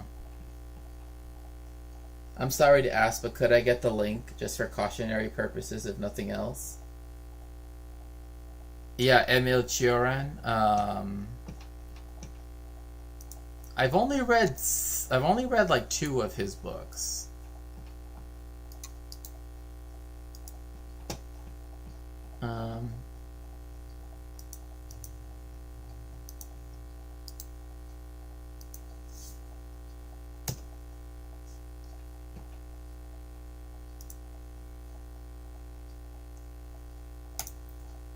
And that's certain that you don't want me to name. Well, I could have sworn he had 2. I don't know why it just shows the 1. But anyway. But yeah, I mean, like, they have some very strange books. Like, unbelievable. Like, I don't even know. Although the art for one of them, it looks cool. I will say that.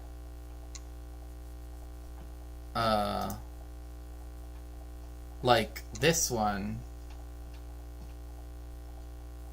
Oh, I can't even show it. Oh, well. Yeah, I don't want to. Anyway, I'll show it a little bit. This one right here, if you can see my cursor, the Metapolemos. This cover art looks cool. That's the only one I'm like, okay, the cover art looks cool. Everything else is just horrific. Like, I'm like, I don't like anything from here. But anyway, if there is another article, don't read it, because I wanna make sure to keep those as, the next time that we want to revisit GigaChad. Yeah, you should be able to. If not,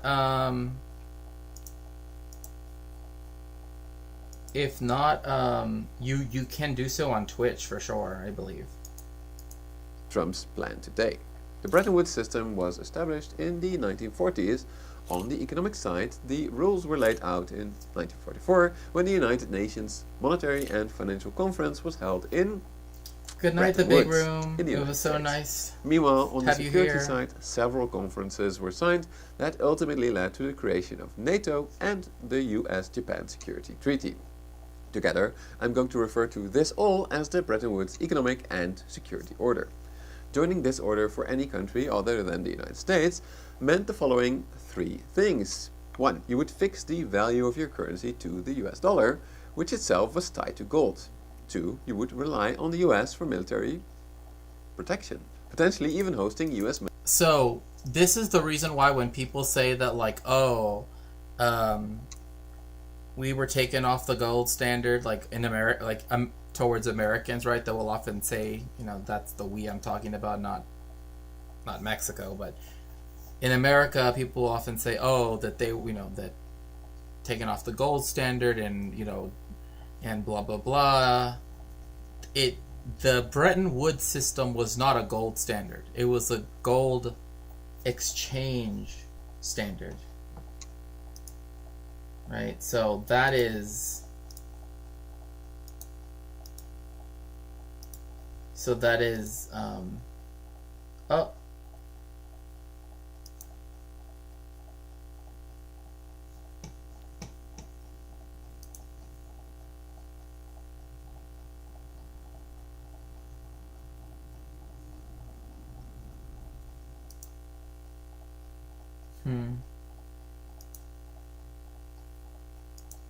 What is the link of, if you don't mind me asking?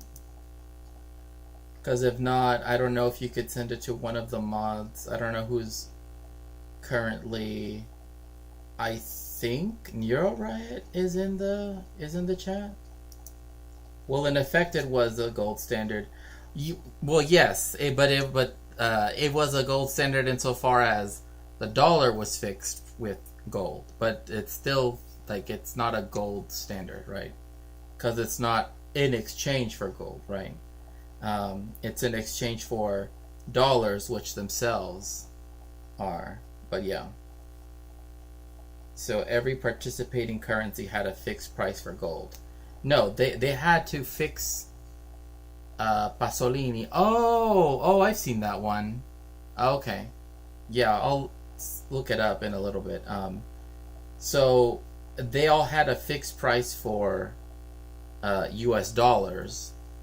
They all had to fix their currency against the dollar, which itself was tied to gold, yes. But that still makes it a gold exchange standard, right? Because it still requires... No, yeah, I understand that, right? But also you have but also the fact that you can only do so if you have US dollars, right? Like you cannot get gold unless, because when it came to the investments, right, that the United States did for like for example, I'll use Germany, right?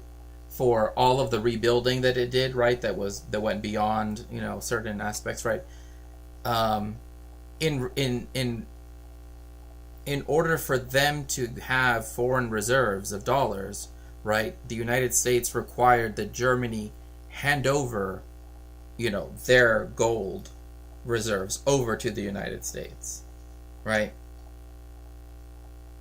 So that was often another thing too, is a lot of gold from, right, the countries that were under the Marshall Plan had to effectively give the United States their gold. So, and then it was replaced with dollars, right? So the Deutsche Mark was, does follow that in concept, right?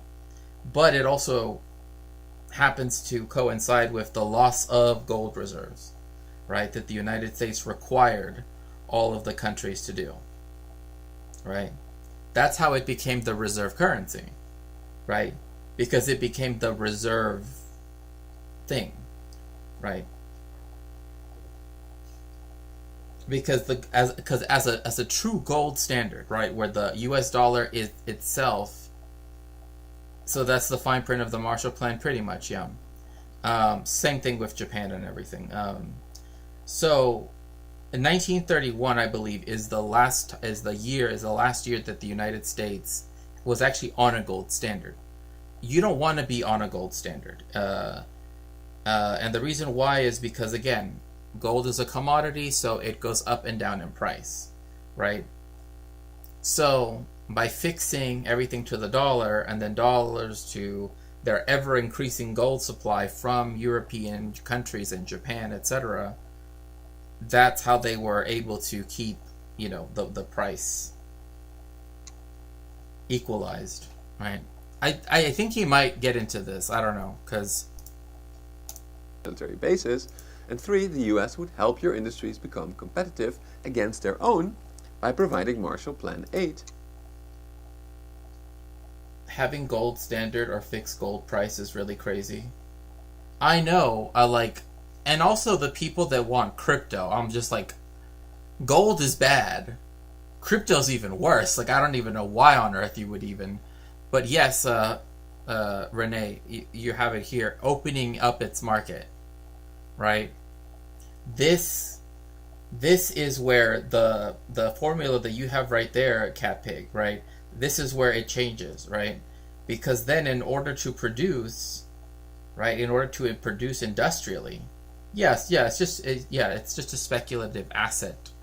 It's a speculative asset class, or that's what it would fall under, right? Because it is just speculation tokens, right? But like the 99% pyramid scheme or Ponzi scheme, I always mix it up which it is. But like that formula that you have, which again should make sense, right? Like it should make sense.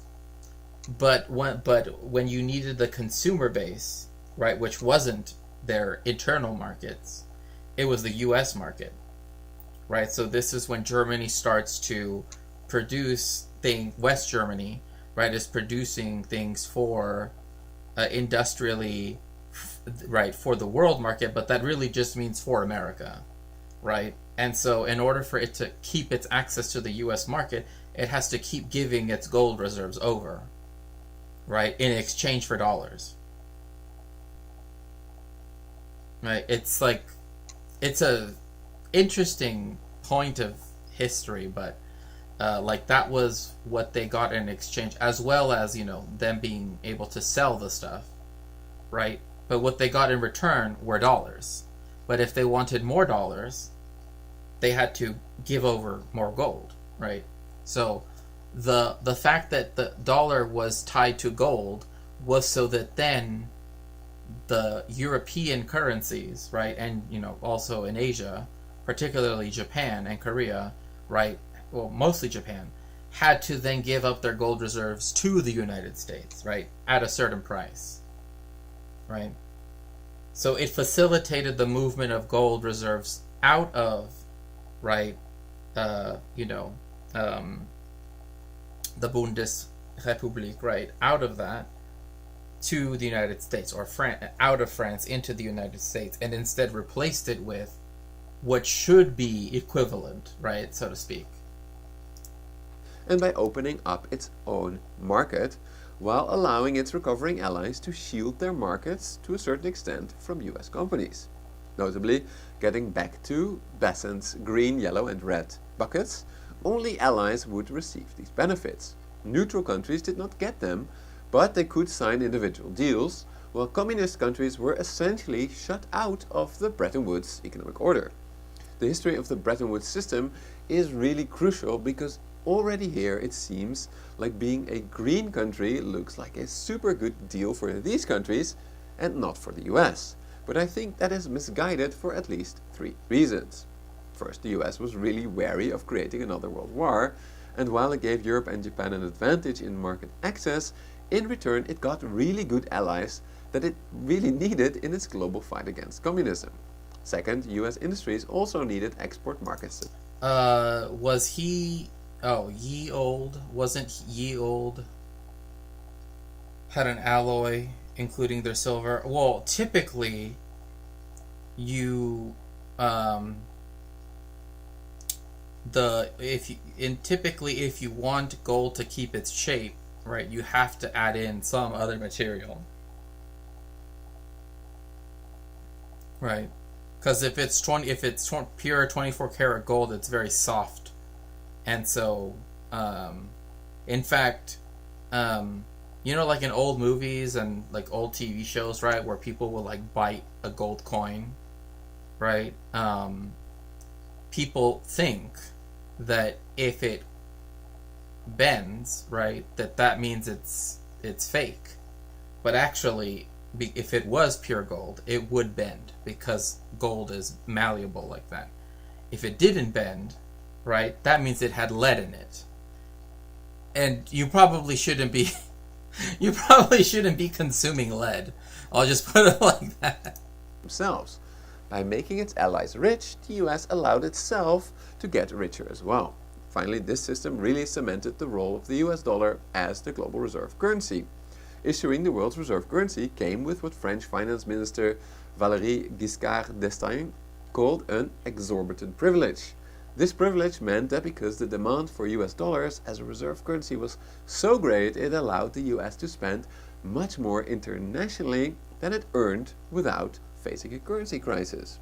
However, arguably, giving Japan and Europe key market access did already contribute a little bit to deindustrialization.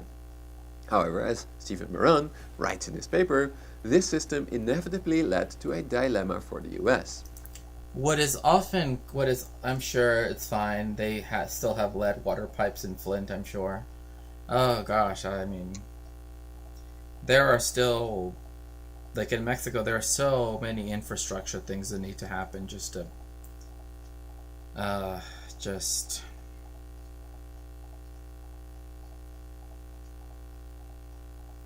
Hello, Christina. Welcome in. It's so good to see you.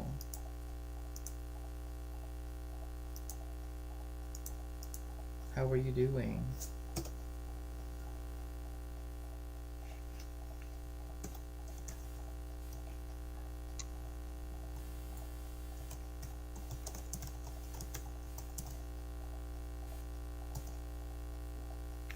I'm doing good.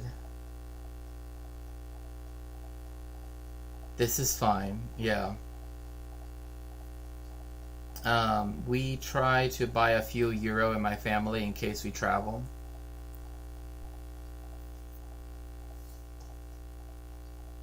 Hugs to you as well. Also,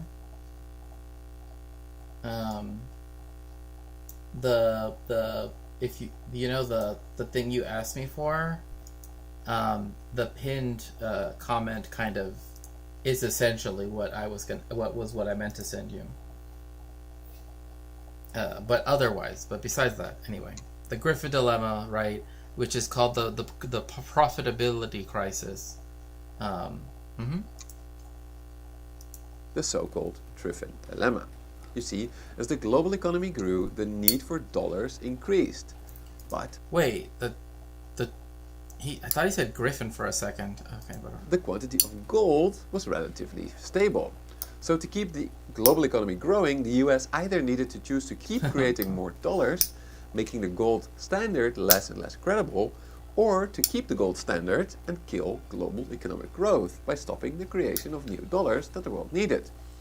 This is why having a gold standard is a bad idea. And also, it's a weird way to frame it to say that, like, yes, if you create more dollars, if you're on a gold standard, although, again, this was a gold exchange standard, again,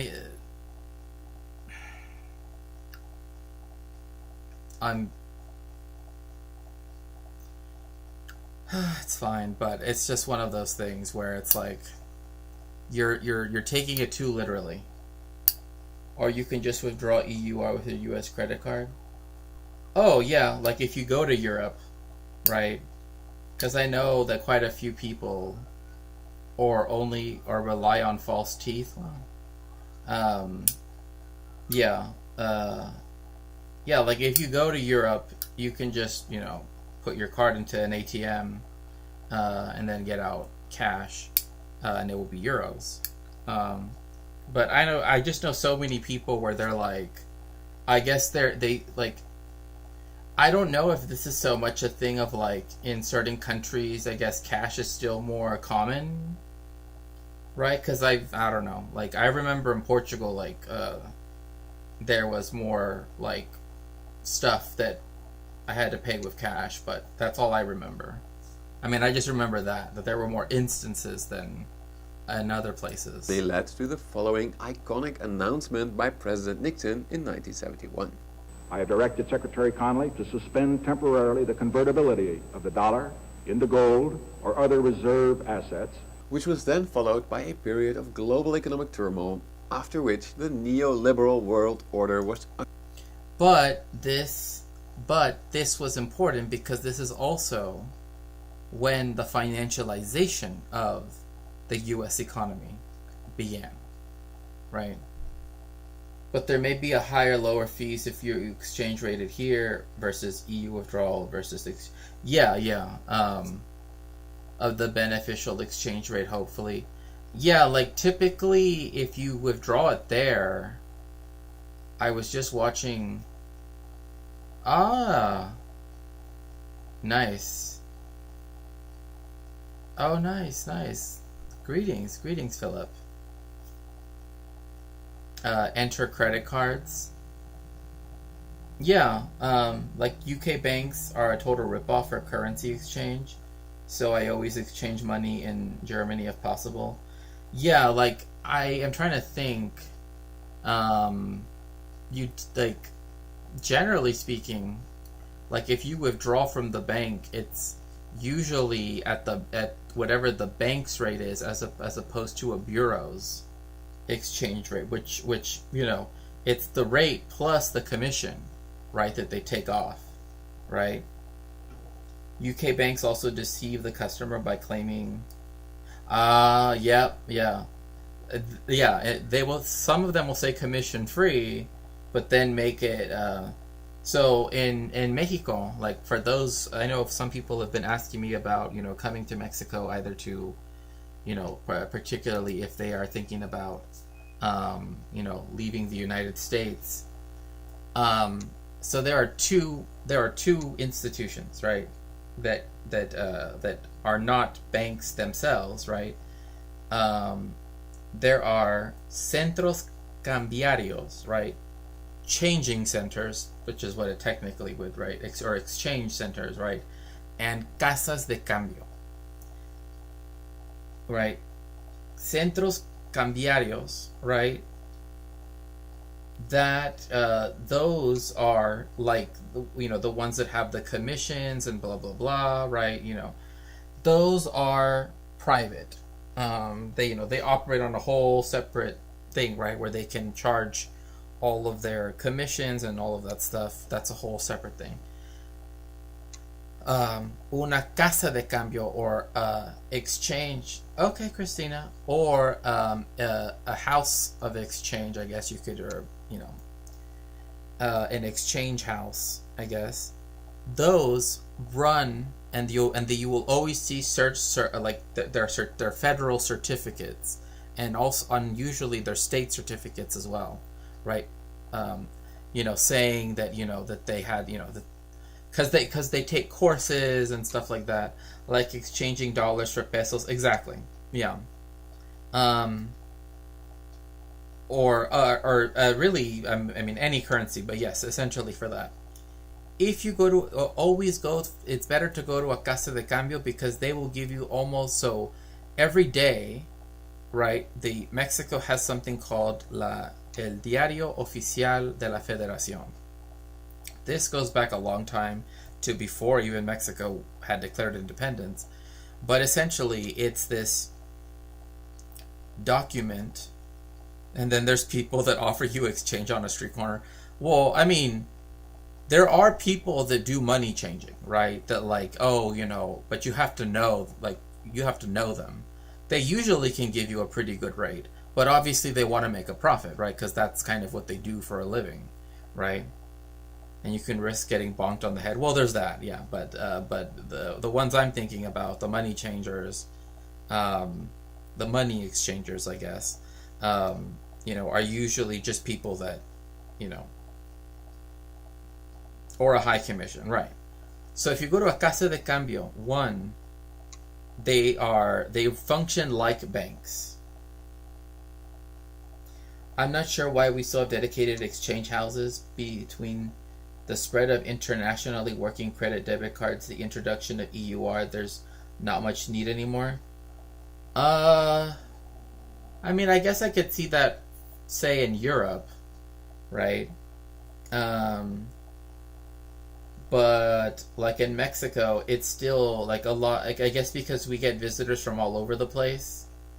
Well, I mean, again, too, there's also that, right? You have people coming from all over the world, right? And so they might, bring extra money. But I don't know. It's like but like one thing is that the closer you are to the U.S. border, like if you're in Tijuana, there are places where you could pay in dollars, right? But in Mexico itself, like where most people live, like here, right? Like only like way like this, like Ciudad Juarez or Tijuana, Mexicali, like only I guess Nuevo Laredo, like those 4 cities would be the ones that, yeah, but they have debit credit cards too. If they aren't wealthy enough for that, they probably won't get Schengen visa anyway. I mean, perhaps, yeah.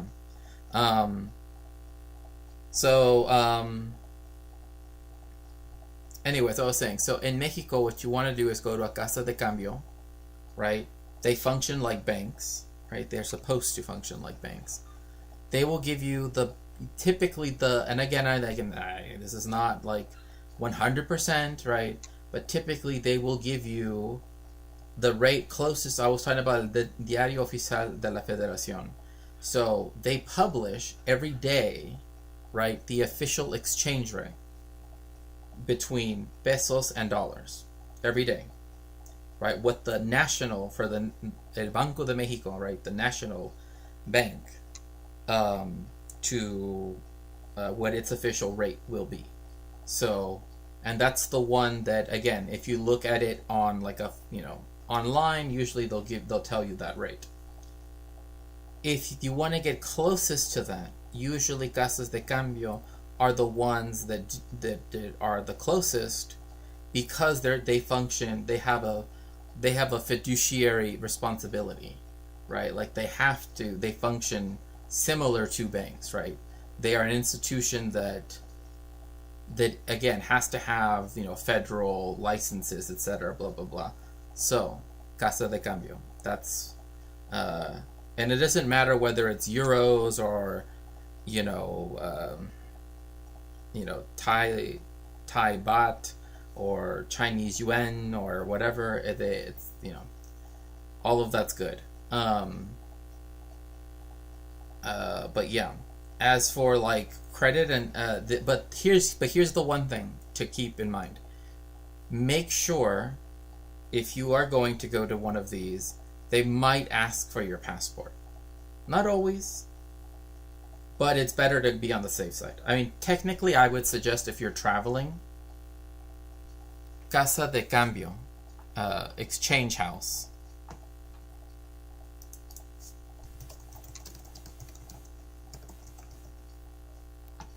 Like, that's what it literally means. And so, yeah, like, if you want to, like, I would recommend, this is just a recommendation, in my own opinion, that you usually, if you're going to go out anywhere, you have your passport on you. I mean, that's just me, right? Like the house of... But that's just me. Like, I mean, obviously, if you're going to go clubbing or something, obviously maybe not then, but, but if you're just going to be out and you might have to, go to a place like that. Well, yeah, of course, if you travel abroad, you should have your passport. But some people, right, like if they're staying at a hotel, right, they will leave their passport in the little safe, and they'll leave it there the entire trip, right? But a lot of the casas de cambio, usually, because they're more, again, because they're usually they're controlled by the government, right? So they will often require for you to give them your passport, right? So that way they can log it, right, that you did that. My girlfriend went from here to France and forgot to take hers, and on the way out she went by train, but the return was by plane via Poland because her parents... Oh my gosh, seriously? Well, I mean, I don't know, Renee. I mean, yeah, I wasn't thinking of it like that at all. I was thinking more, it would be more inconvenient than anything, but I guess if you want to take it that way, sure. And you can't board a plane without a real ID, which means passport only, which for Brits means passport only. Yeah, like in America, what I can remember is that you had to get some special ID. I think it's also called Real ID. And essentially, you have to prove that you're like a citizen, blah, blah, blah. Like, which I don't understand. Like, if you have to prove all of those things, right? Like, why can't you use that, like, what's it called? Because in America, they have passport cards, right? Where you can use it for only entries, like if you're going on cruise ships, and if you're coming over land, right? So if you're driving. But only from Mexico and Canada, right? So it's a very limited. But I don't see why the Real IDs can't count as that, because you have to give them all that documentation anyway, right? It's just that it's given to you by the state government as opposed to the federal government, but it's also connected to the federal government because it's a federal law. Anyway, I don't know. In Mexico, again, like if people would like me to go over, probably cheaper to get the Real ID, yeah. Like if it counted, I would think it would be much more popular. More people would get it, right? Because you can still get the old ID, right? In some places, like in California, it doesn't have the little star, right? But it's like, can you use that as a way to show that you're legal resident of the United States or whatever, anyway. Here in Chile, it seems I can take my ID to Ciudad de Mexico instead of a passport. I do think that, Real ID as a concept meaning full-on ID, which means passport. For certain contexts, national ID works too. Oh, yeah. Well, see, what I don't understand is why, like, NAFTA doesn't have that, right? It allows free movement for Americans and Canadians. Although I did read that the Canadian stuff might be, but Mexicans have never been able to just go to America, right, without a visa. You can travel to Canada without a visa, right? Like I could travel with my Mexican passport to Canada without a visa, but I can't go to the United States without a visa, right? So, there's that. But for me, yes, you're right, Catpig. That is why, but I think to me, like, is it LULAC and like Mercosur and all of that? Like, I think to me, regional integration of Latin America and getting rid of the borders, right? Kind of like the Schengen in,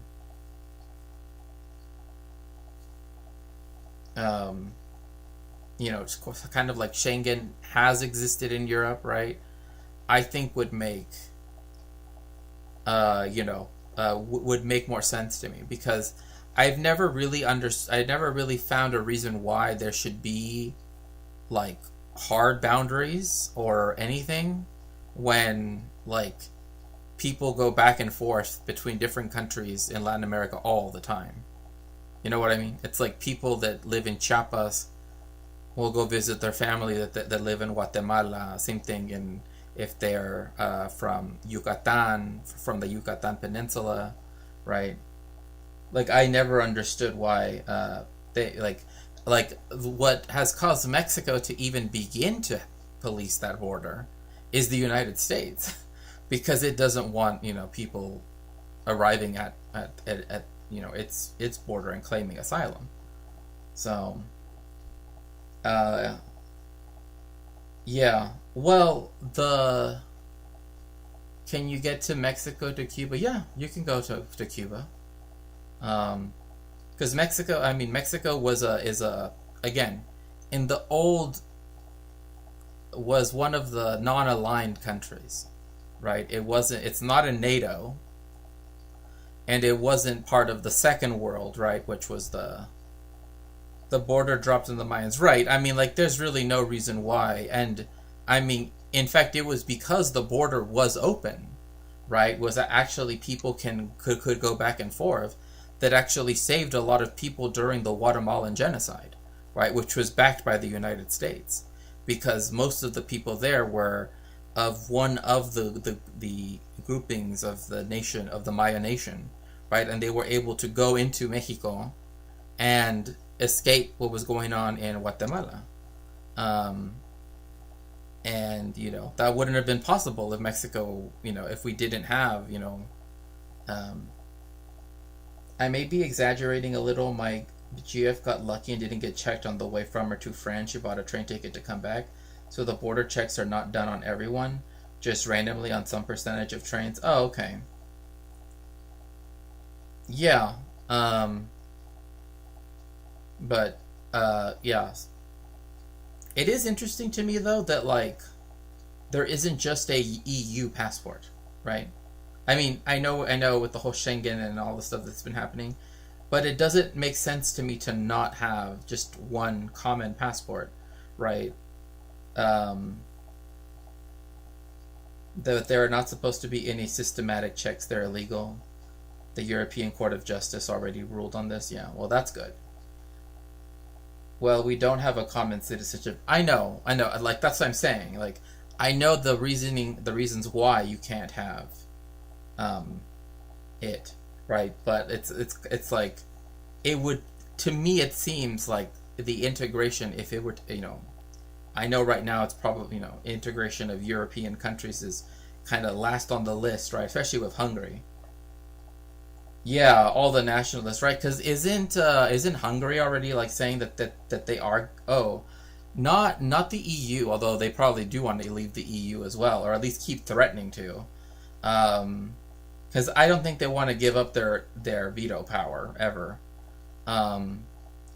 But they want to leave. They want to cease to be a signatory, right? They need the money, right? Yeah. He just wants to sabotage it, right? But they do want to. No, that is just silly. Think of the outside of EU visa arrangements. True, that's true. I mean, that also was in my mind. Like, how would you consolidate all of the national visa arrangements into one, right?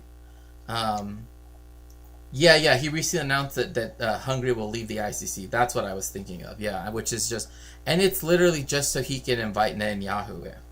Like, of all the, like, yeah, a German passport versus, hello, Wig, welcome in. It's nice to see you.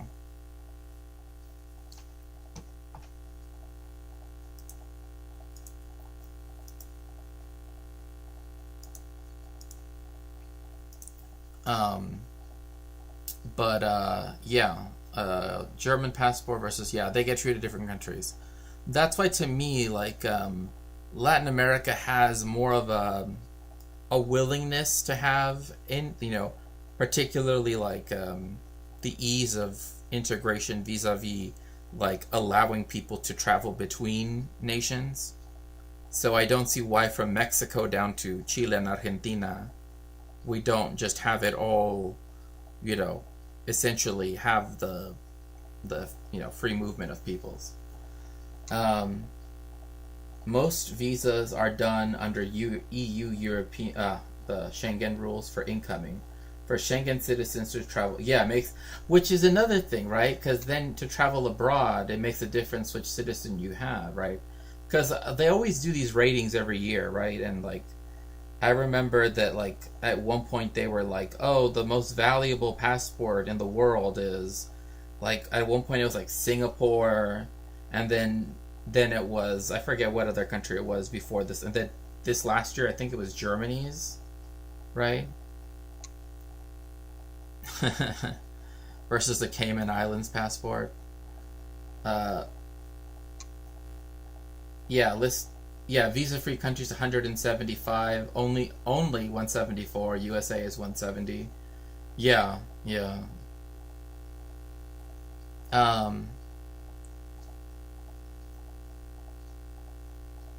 I mean, another thing too is like then there are countries that, you know, like Turkey, that should have been led into the EU quite a long time ago, but you know, aren't. And you know, I hate that they kept dangling that for so long, and that they try to do literally anything. I mean, especially Sarkozy, right? Literally trying to do anything except just anyway. I blame EU racism for Erdogan's rise. Hello, Keiki Inc. It's good to see you. I mean, not... Yeah, no, definitely contribute. Oh my goodness. Thank you so much, Omega Star, for the 1,000 bits. My goodness gracious. It's so good to see you, Omega Star. Likewise.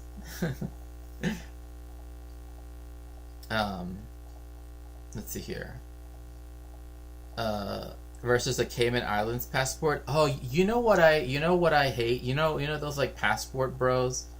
And I send you lots of hugs. I sent you lots of hugs, Omega Star.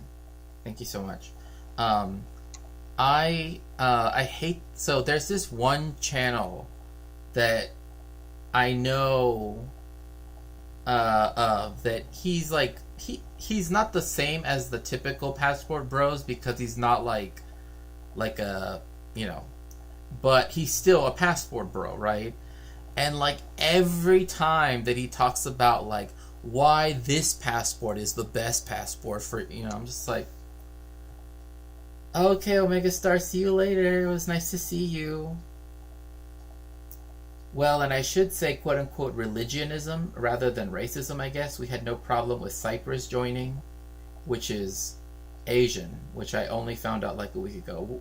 Yeah, I mean, yes, it's part of the continent of Asia, yes, technically speaking. And also, too, they were willing to let it in, even though there is, technically speaking, right, a dispute. Number one passport according to Passport with 179, that's Visa plus Visa on arrival. Wow. EU ascension. Wait, here. Let me read it, the whole thing.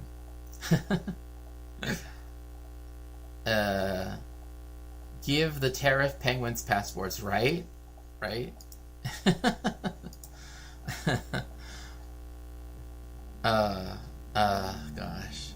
Like when I read that, and I'm like, literally no one lives there and no human has been on there between... Oh, is that UAE? UAE has 179? I wonder how high Mexico is, because it must be much lower than that. Yeah, I would imagine. Meanwhile, a fascist like Kaiser doesn't become president imperator. Yes, but we should get the tariff penguins passports. Is Bosnia in the EU? No, it is not. I don't think Turkey should be let into the EU. I mean, I guess what I mean is that, like, they shouldn't have dangled it, right?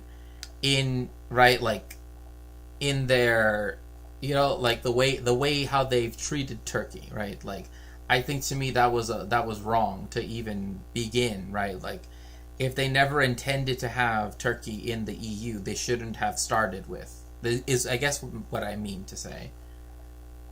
Mexico 154, yeah. Yeah, obviously, yeah. Like, to me, like, again, before Erdogan, before all of this, when they first even began to talk about it, they either should have not talked about it, or they should have just admitted them and started their whole process early on, right? But now it's, you know, like, I mean, I don't know. I mean, you would know far more than me vis-a-vis that, you know, whether or not people actually do want to join the EU, which I would say that they probably don't. But, yeah. Let's see here. Probably would prefer Ukraine over Turkey. I mean, kick out Hungary or coup Orban. I mean, you said it, not me. Orban, I don't even, honestly, like, I've been wanting to visit Hungary. But I'm just like, what on earth is Orban doing? EU ascension wouldn't prevent Erdogan. Just look at Hungary. True. I mean, that's what I'm saying. Like, it's not so much that it would have necessarily have done. It's more so like, why even do the dangling, right? Like that's what I don't like. Yeah. Making a public promise of denying Turkey into the Union in the late thousands, right? Yeah, exactly. Like, not like bald and corrupt, are bankrupt. What? And it would make it worse in some ways and better in some ways. Bosnia. Well, I mean, actually, I do think that now for the first time, recently, after recovering from, which by the way, it is Genocide Awareness Week, and a scholar who has helped people try to get, claim their homes back after the Bosnian genocide, especially those that are now in Serbian territory.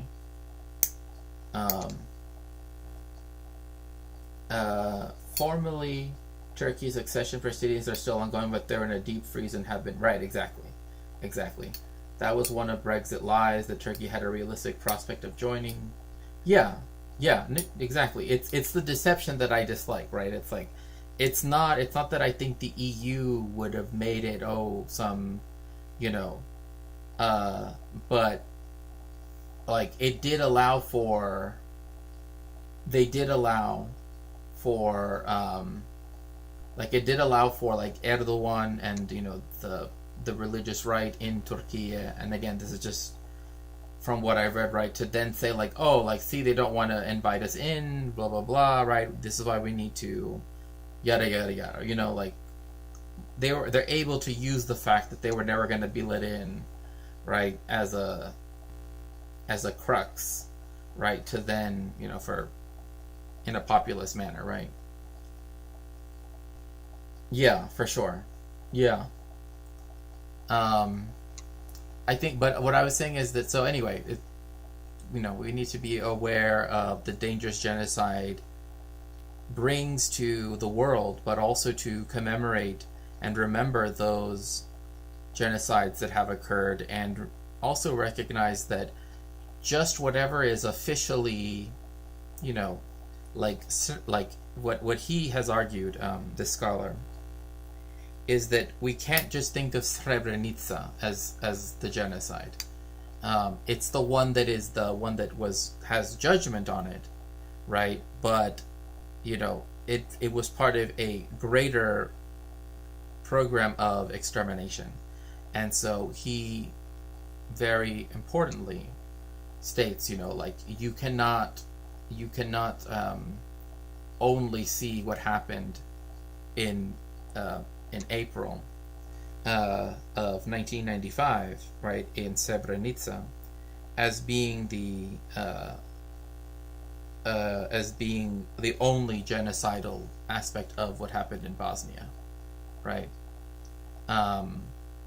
In fact, he says you would have to start in 1992, April of 1992, all the way to 1995, in order to get a more accurate picture.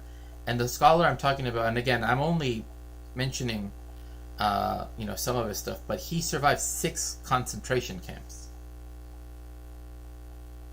6 concentration camps that were run by the Republika Srpska, and all of that. So, we have to remember that not every genocide looks the same, nor has the same, but it's something that we always have to be. It's something we always have to be working to prevent. It is not something to be arguing about, definitions, this or that. It is about trying to make sure that things do not get so bad that they get carried out. That is the reason why prevention is such a big part in all of this. It's not it's not one because this hasn't happened. No, it's we don't want it to get there. We never want it to get there, right? So anyway, although I suppose, the EU's deception made it easier for Erdogan. That much is certain. He could then truthfully say, quote, "You can't trust the West, they're liars. Look at the ascension proceedings," right? Sure, yeah. No, all of the Mediterranean is Europe. A couple of Spanish cities are in Africa. Yes, they are legally, yeah. Ceuta and Melilla are EU. In fact, that's actually why they have such militarized borders, is because they are the only land, borders that Europe has with the African continent. So it's because they went and based their tariff countries list on internet domains. Martinique and Ile de Réunion are part of France. Ergo, yeah, they also Mayotte are also the French. Yeah, making it into public we went over that. Should be a Turkish, Macedonian, Cypriot, Greek economic union, but no. That would be, I don't even know how that would. I feel like somehow Lebanon would have to be involved. I don't even know. Look at Maloney, travel YouTuber that looks like Vladimir Ilyich Ulyanov. Yeah, they already have a wealth of resentment against the quote-unquote West, even with the EU ascension freeze. Yeah, I mean, I'm not surprised, right? I want to make it clear that my issue is not so much with how it's become, rather with the initial process, right? With the initial, idea that they would let them in the first place, right? It was for slavers. It's not a deception as they planned it. It was a tactile, cynical, political. Okay. The same reason why they're killing Schengen illegally. Makes sense.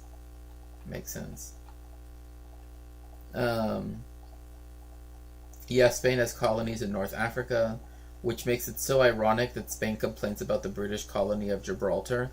Well, we'll see. The thing, and this is the other thing, is that they're settler colonies, right? The difference. Hello, Simon.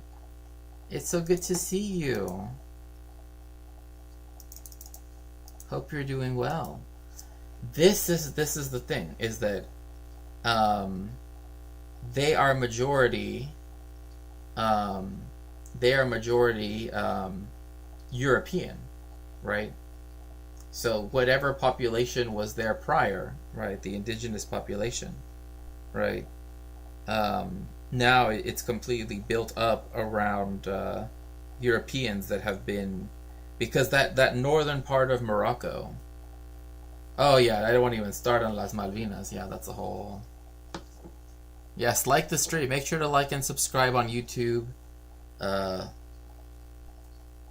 And yes, on Twitch, if you would like to get out of the ads for a month, you can always, for $5.99, subscribe to my channel. But yes, Gibraltar is speak a dialect of Spanish. Yeah, they have their own, but it's very. The way how they speak is very interesting. Also, Gibraltar is the last place. I don't know why Stream Elements isn't working. But I will, I guess, physically. Let's see here. I will have to physically put it in the chat myself, so.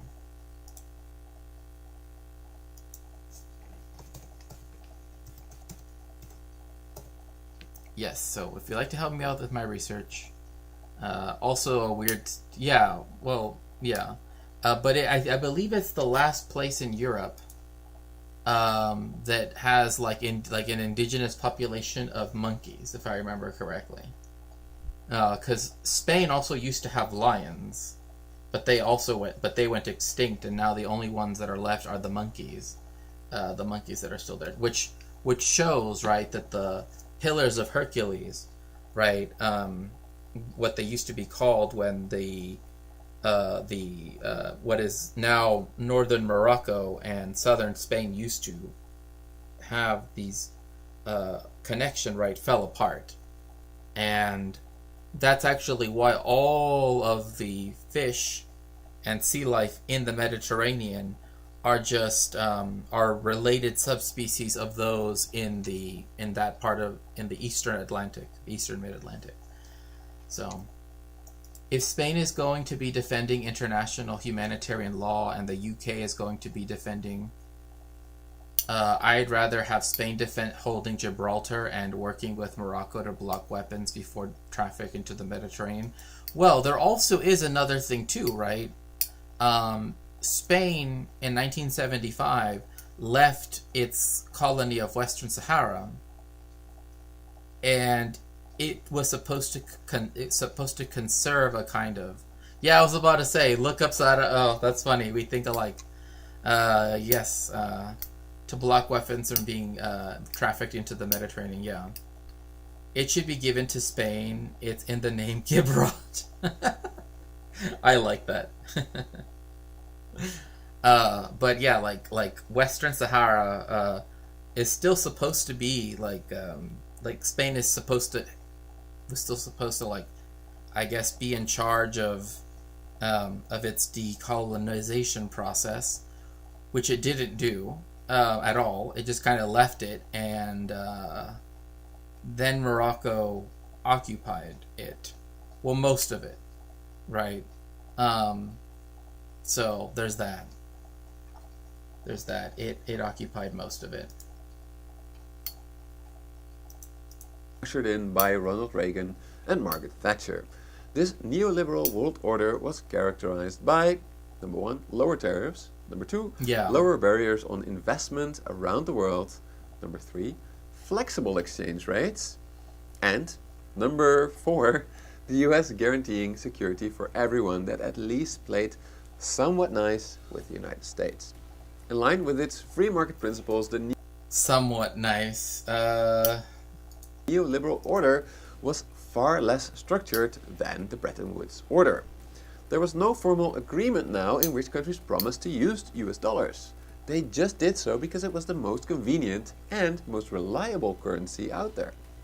However, in this system, any non-US nation had a very strong incentive to hoard US dollars by making it. Yes, that is true. Equatorial Guinea is the only recognized, by the United Nations country that speaks Spanish on the African continent. Somewhat fair considering China is included. Yeah. What do they want in Western Sahara? What is there to fight over? The Sahrawis, right, the indigenous people, right, they were essentially evicted off of their lands when the Moroccan army invaded, and now most of them live behind this wall that's this huge wall that's essentially made by mines, landmines and everything. So there's a part that the RAF, as it's called, I believe, but also the people, the Sahrawis, it's actually, it and Palestine have been two of the causes that I've been, even from when I was younger, always been very attached to. But they instead, most of them live in refugee camps in. Sure, I guess you could make that comparison. Incidentally, on Gibraltar, they're trying to join Schengen, but those negotiations aren't making much progress either, which would make it the first time British territory to be in Schengen, if I'm not mistaken. That's interesting. I'm surprised that the Channel Islands and other stuff, the tax, havens were never part of that, because I feel like England would want people to go there, right? But yeah. Yes, Moroccan national security. So now a whole bunch of them, Nguema and Equatorial Guinea, as Northern Ireland, right? So now the largest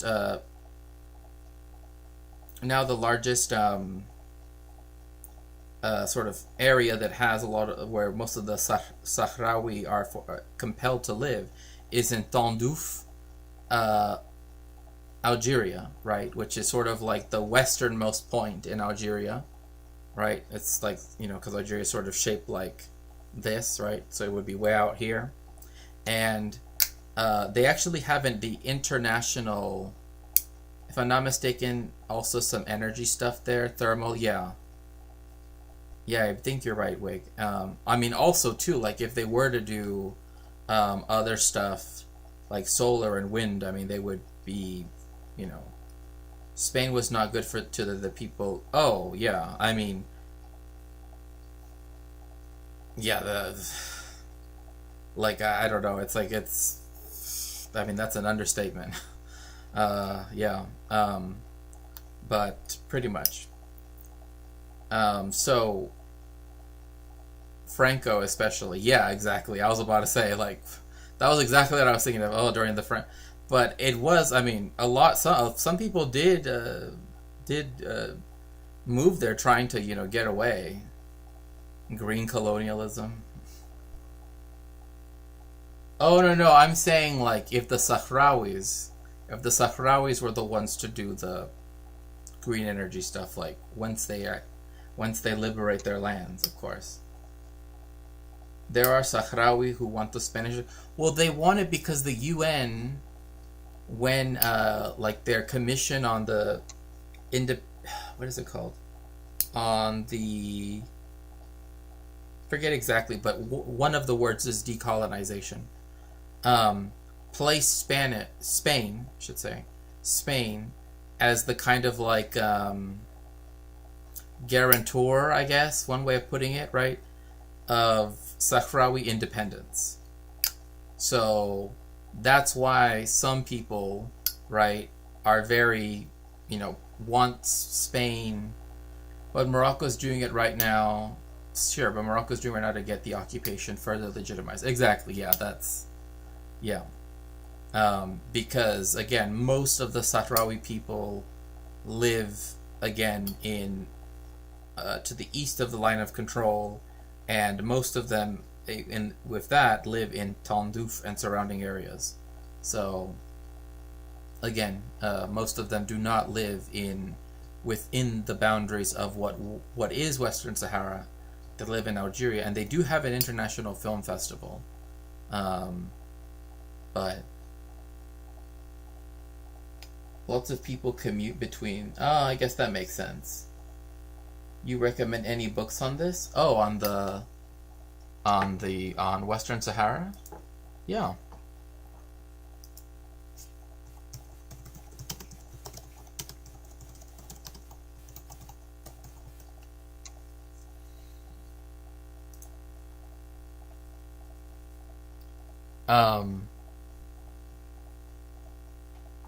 Because one of the things to keep in mind is that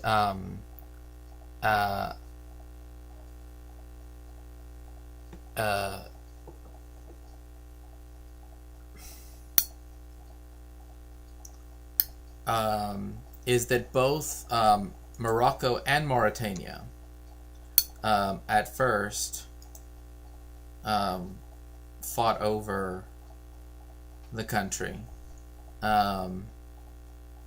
But also, my neighbor is from the Basque Country, still traumatized from Franco's time.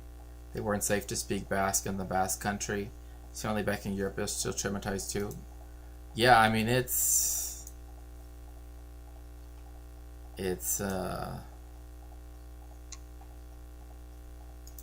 see here.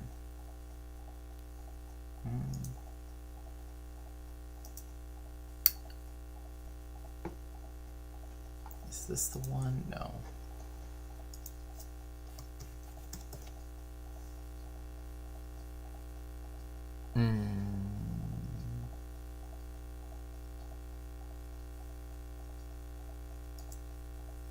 Is this the one?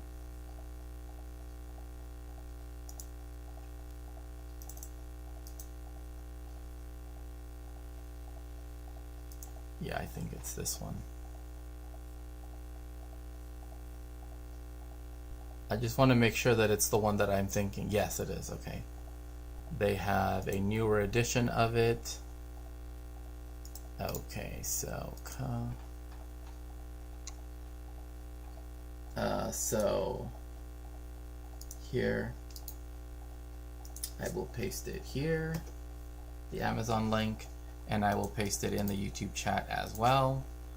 It's really good. It's from University of Syracuse Press, and it's titled Western Sahara, War, Nationalism, and Conflict Irresolution, right? But it talks about, like, its newer one talks about essentially how the United States has recognized, has recognized the Moroccan occupation, right? In the same way that it's like, you know, under Trump and definitely now, right? You essentially have an effective, right?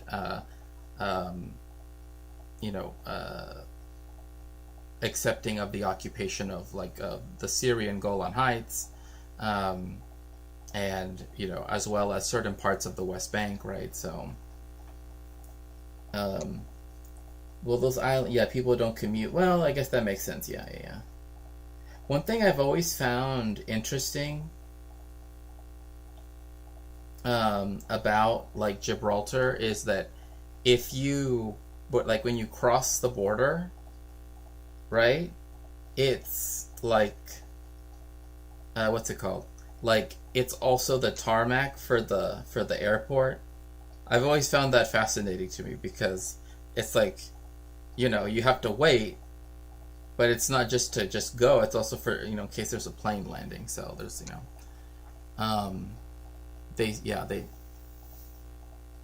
sure, yeah, that's right. My neighbor, like Chile, there was a truth and reconciliation process in Spain. Well, the issue is that a lot of that's been fixed now. I see. Well, good. It easy to export to the US and making it harder to import from the US. Notably, despite praising the virtues of free trade, the World Trade Organization did actually allow developing nations to have higher tariffs against the US than the other way around, precisely because the US hoped that by making the world richer, it would become friendlier, just as has happened before with Germany and Japan. Compared to Bretton Woods, the number of green countries, so to say, got much bigger in the neoliberal order. As long as you were willing to play by the rules of the World Trade Organization, you got good access to the massive US consumer market, the US dollar banking system, and as a bonus, US Navy protection of global shipping. That sure sounds like a pretty good deal. But of course, the US again got something very, very big in return for it. With the fixed exchange rates of Bretton Woods gone, Stephen Miran writes that reserve demand for American assets pushed up the dollar, leading it to levels far in excess of... Yes. I mean, again, this is why, like, it was, where it was kind of done, I don't want to say coercively, with the countries that had the... Sounds like Greece proved that is a lie. Well, is that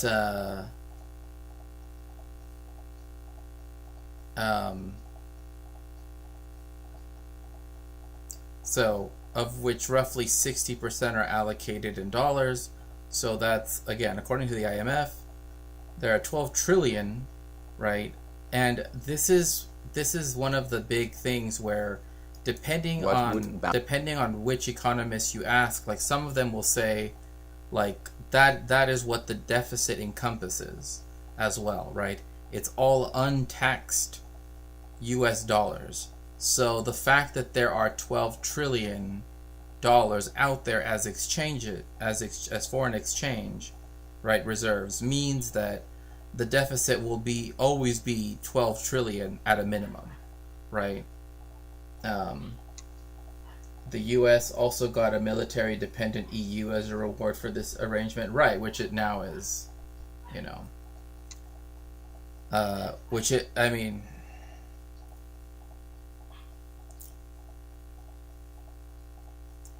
but also too, right? It also was able to spend so much money also. I mean, like, that's what the book right here, right, the Palestine Laboratory, right, sort of gets into, is that, like, all of this investment, it was then able to also use all of this investment, right, as a need for new, like, military technologies, surveillance technologies, right, by also its aid for Israel, right? So then the EU was also able to, like, purchase from, Israel, which, benefits from the United States, right? So it's like there is a place that switches up its territory. Yes, it's the Isla de los Faisanes, the Isle of Pheasants, because a treaty was signed there, in which they said that, it fixed the border between France and Spain. Essentially has never changed since then, for the most part. But that island is where the treaty was signed. It's a small island, and it's people are not allowed on it, but half of 6 months of the year it's in Spanish. It's under the control of the Spanish crown, and then 6 months of the year it is under the control of the French Republic, and it's been that way since that treaty was signed on the Isla de Faisanes, or Pheasant Island.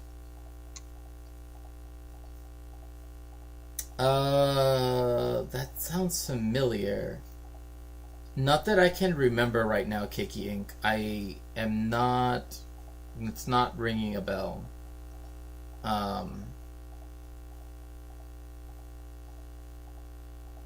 Yeah, it's not ringing a bell. I don't think I've read it.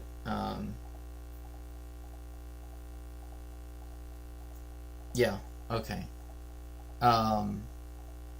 France was better to the Basque people. Well, I was just wondering. Yeah, no worries. Maybe if I look it up, like maybe if I see it. Islamic capitalism. Because it sounds like something that I would read. I mean, but I see. Je vois.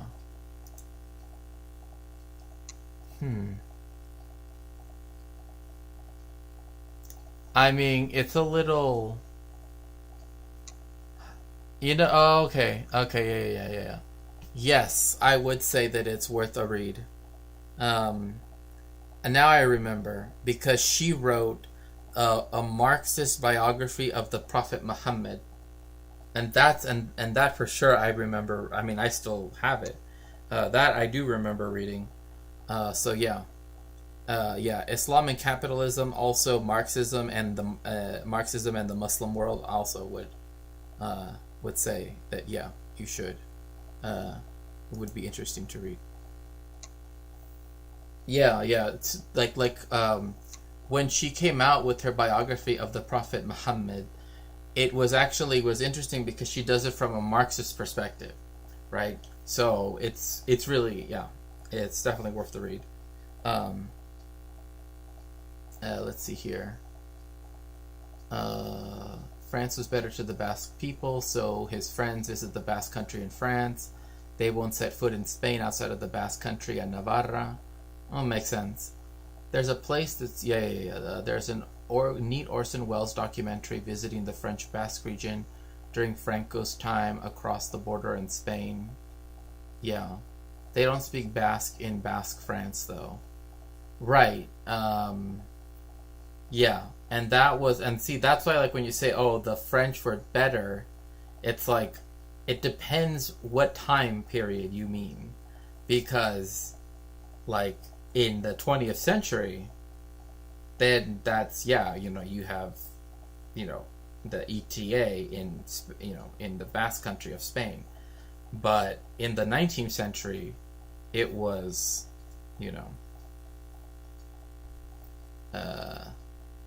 and his, Khadija.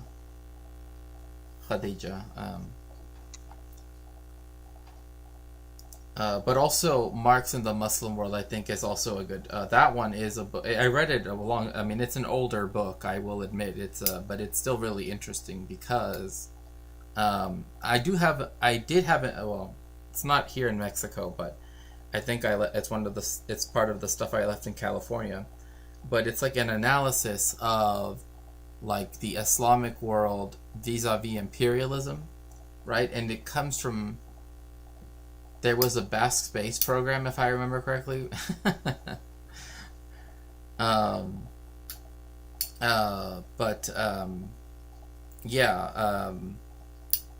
Written almost at around the same time, but it was written in Spanish, if I remember correctly. So, and not by Maxime, but by someone else. Balance international trade over the long run. So, thanks to flexible exchange rates, the US's exorbitant privilege arguably became even stronger. A strong dollar meant that the US could keep its massive military all over the world, despite becoming a far smaller economy relative to the rest of the world and relative to its dominance in the 50s. On top of that, the strong dollar made Americans in general much richer than they would otherwise have been. However, on the flip side, it did make manufacturing in the US much more expensive, causing stable manufacturing jobs to leave the country, especially when China joined the World Trade Organization in 2001 in something that became known as the China Shock. Meanwhile, a strong dollar most... Some fascists went to space in a car before Elon sent his. You know, the art that has been made, right, that involves the concept of a quote-unquote swastika is just... Wow, like, it's just a lot. To help those Americans that already had a lot of dollars, thereby making inequality worse. Then, in 2016, increased inequality and a devastating... Wait, you're telling me that there's inequality in the United States that's built off economic reasons? No way. No. It's obviously because of attitude. Obviously it's because of attitude. There's no way. No. There's no inequality. There's just attitude. Stated industrial heartland helped to elect Donald Trump, who started his first... Yeah, like it works, right? Like it works as a term, right? Because you're just like, yeah. I just don't know if I would say that like the Spanish were the most successful in what? Juan Carlos the First?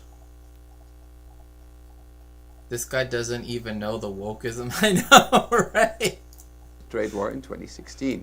In hindsight, I believe this already marked the end of the neoliberal world order because it ended the very neoliberal idea that free trade is always good. This trade war was mostly about raising tariffs against China. However, China always retaliated, meaning that... Look, as Wig pointed out, the issue was, like, what there actually was an increase in woke. The globalists, they're putting wokeism in the water.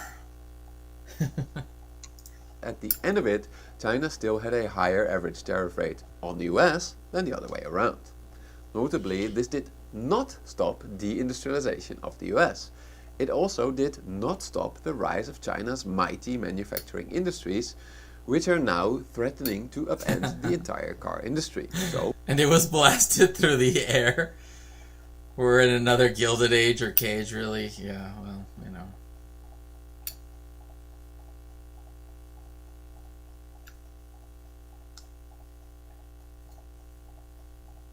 But now we know wokeism kept the economy together all along. The globalists were holding the economy together with their wokeism.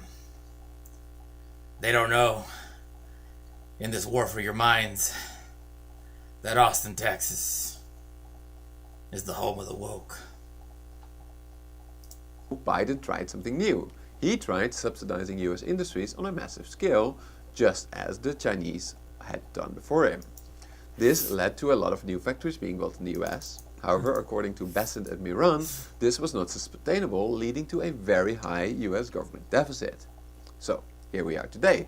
transitioning further and further away from the neoliberal order, an order that the US itself created under Reagan, an order which kept the US the richest and most powerful nation on earth by inflating the value of the dollar.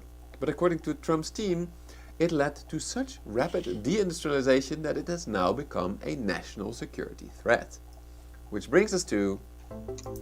Well, hold up. But that's what allowed for Americans to have a standard of living far exceeding what they actually should have had. Like that. This is what I don't. This is the problem. Like this is the thing. It's like they think that that was like normal, right? Like yes, this high standard of living, which was again was brought into being because of a strong US dollar, right? Because of the loss of that manufacturing and the financialization of the US economy, right? Like that's what allowed people to buy so many things because they were made elsewhere and therefore were less expensive. And so, like that's why you have that's why America had that standard of living for so long. Now it's being brought down because of this. Well, the subsidies under Biden were substantial, but I doubt they were even remotely comparable to what China's. Well, yeah, I mean, again, like whether you want to term it whatever, right? Everyone has a better standard of living than they would have otherwise, or a worse.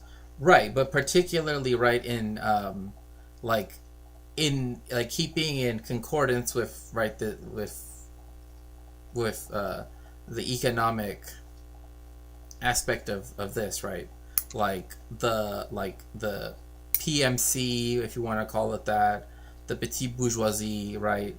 The grande bourgeoisie, right? They are able to have a standard of living that already exceeds most things. But for the petite bourgeoisie and the professional managerial class, right, it's also much higher, right, than otherwise. The dictator's name was Carrero Blanco. He was, even though he had, the problem, but like what you're saying, the problem is that because the United States is a capitalist bourgeois state, it will never be able to implement the type of things that a more state capitalist, if you want to call it that or whatever, like China is able to do, right? Because, it's the reason why anytime China, anytime there is, when they do the auctioning, I guess, of oil, all of the private oil companies leave the room once China walks in, right? Because China will pay anything, right? Because they're buying it for the nation. They're not buying it to make a profit. So, the problem is the high standard of living didn't reach everyone. Right? Exactly. It's. I'm not saying that all Americans got a higher standard of living. I'm saying that there were people that artificially got to have a much higher standard of living than they otherwise would have had, right? And that's why I said the PMC, the petite bourgeoisie, right? Yeah. But the average was higher than it would have otherwise been. Yeah, essentially, yes. The people in car factories lost their jobs, dignity, especially given how U.S. treats. Oh gosh.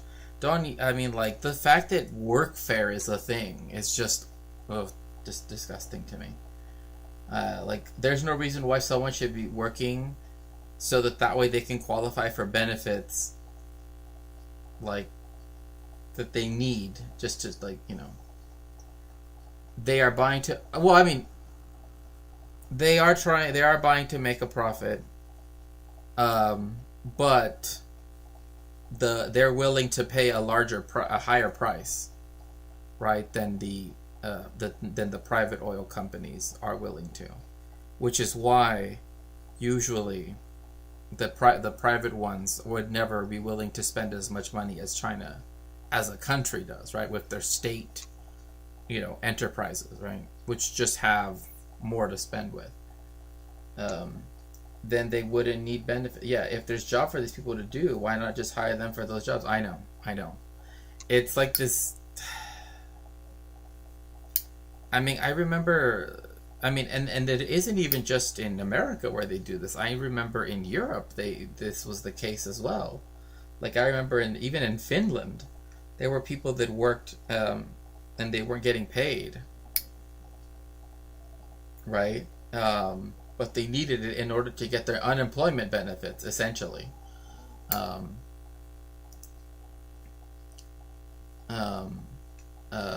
of my, but yes, you're right, Estelle. Thank you for adding in that caveat that yes, technically speaking. One of the earliest memories, community fundraiser, nicotine, it was the only way to get on healthcare. There's something that puzzles me, like when you say otherwise artificially, as if there was an objective standards of living. Well, no, I think you're right in questioning that terminology, right? But, like, I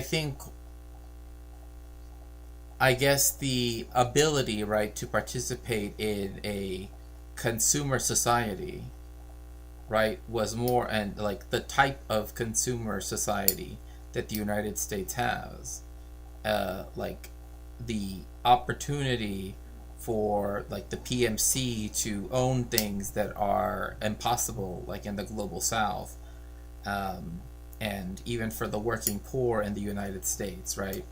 It's more like those types of things, not so much that there's like an objective standard, but rather that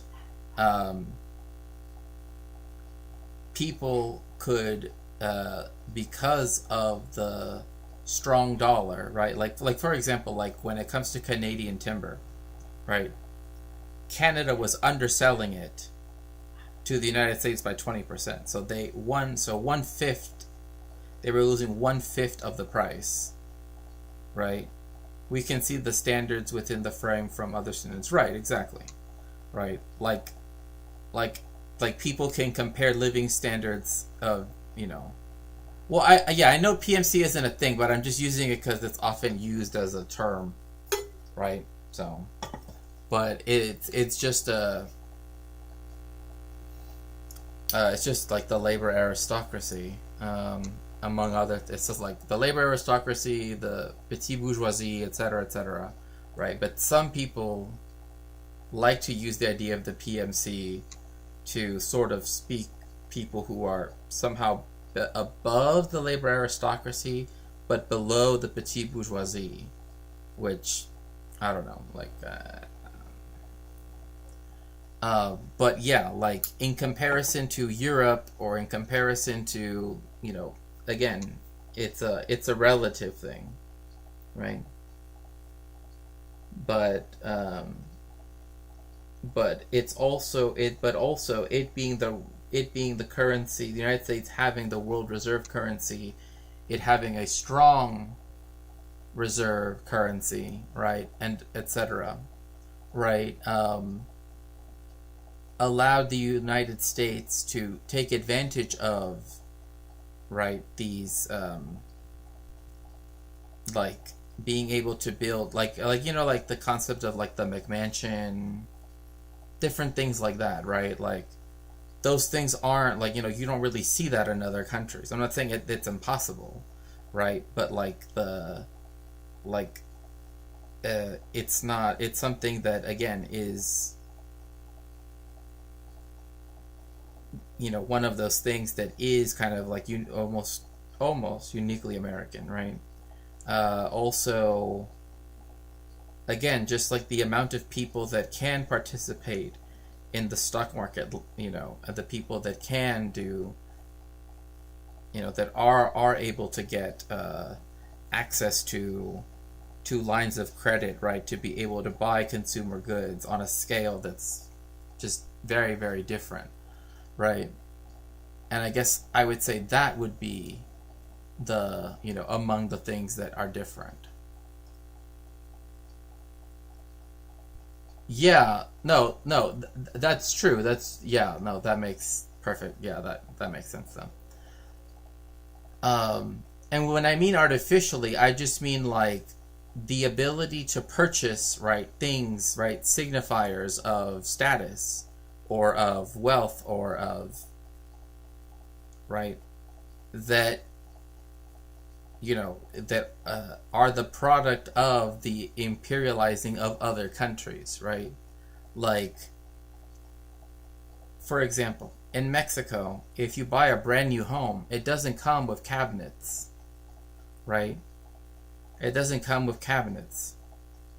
It doesn't come with mirrors in the bathroom, right? Instead, right, those are things you have to do. Right, yeah, exactly. Because it impoverishes other countries via imperialism, right? And so that's, yeah, I think we're on the same page, I think. So, anyway. I hate, yeah. Indentured servitude for healthcare and education where people are afraid to be entrepreneurs. This is a very illogical way to, well, you say where they're afraid to be entrepreneurs, but actually it's like, that is seen, like, that is something that is sort of pushed on people to be, right? Like, I mean, I remember when Ben Shapiro was like, everybody should do a side hustle, right? Like, as if everybody can, right? It's everything from cultural signifiers I don't like to academic strains Lou wants gone from labor aristocrats. True. McMansion seems like a total nightmare to me. Yeah. It's like here when they introduced a Blairite dole system, we had 4 million unemployed and 1 million open jobs. So clearly the problem is that people on the dole are just, yeah. Homes in Mexico come at, well, see, you're saying unfinished, right? Right, those are things that are made possible via, right, the fact that the materials to make them, right, are brought in, right, from imperialized countries, like Estelle says, right? It impoverishes other countries. So you will have, like, the wood coming from one place to make the cabinets or whatever it might be, right? You have the metal, right, for the handles from another place, right? You will have the glass coming from another place, right? Like, all of these things stack up that require, right, all of these other countries to produce them and then send them to the United States. Like, Mexico doesn't have that relationship. It's not an imperialist country, and it's an imperialized country, right? I mean, 82% of Mexican exports go to one country, the United States. 82%. Like, so, again, 82% of whatever we sell on the global market goes only to one country. Would a rental home come without cabinets? Typically, rental homes are already owned by someone, right? So, no, they would come with cabinets. I'm saying, like, a brand new house, recently built, they don't necessarily come with cabinets. Not saying it's 100% of the time, but in my parents' house in Tijuana, and also my friend's house that he recently bought with his Infonavit credits anyway, here in Mexico City, there were no cabinets.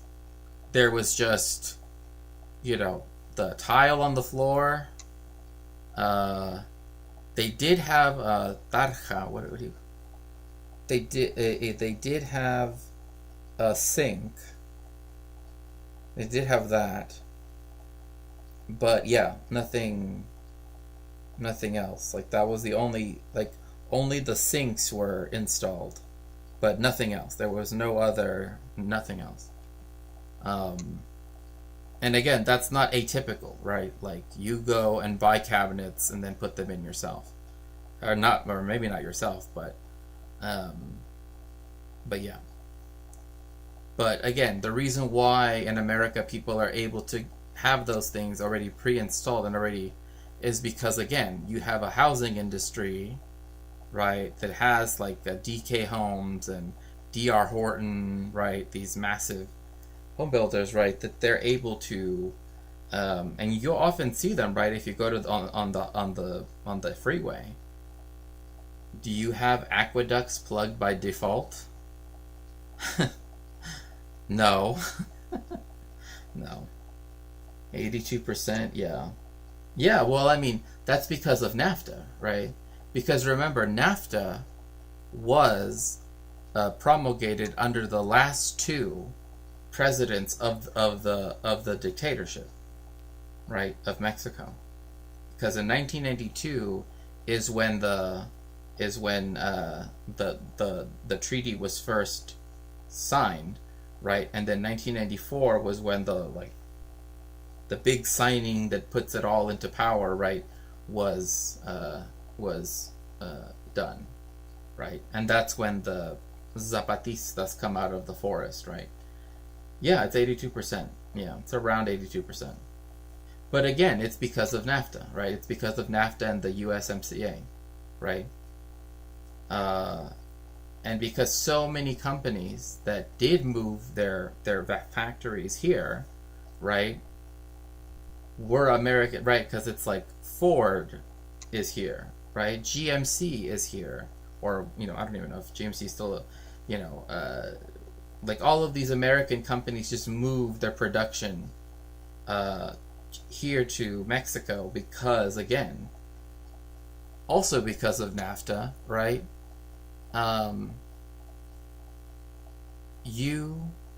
We did not have our minimum wage raised for like 30 years.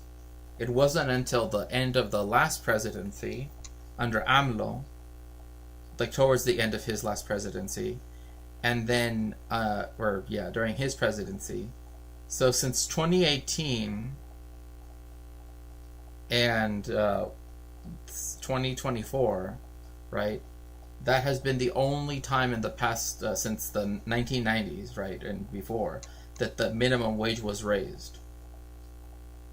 Like everything before 2018 or whenever he started to do the 20% raises on the minimum wage, it had been that long since they had ever been raised.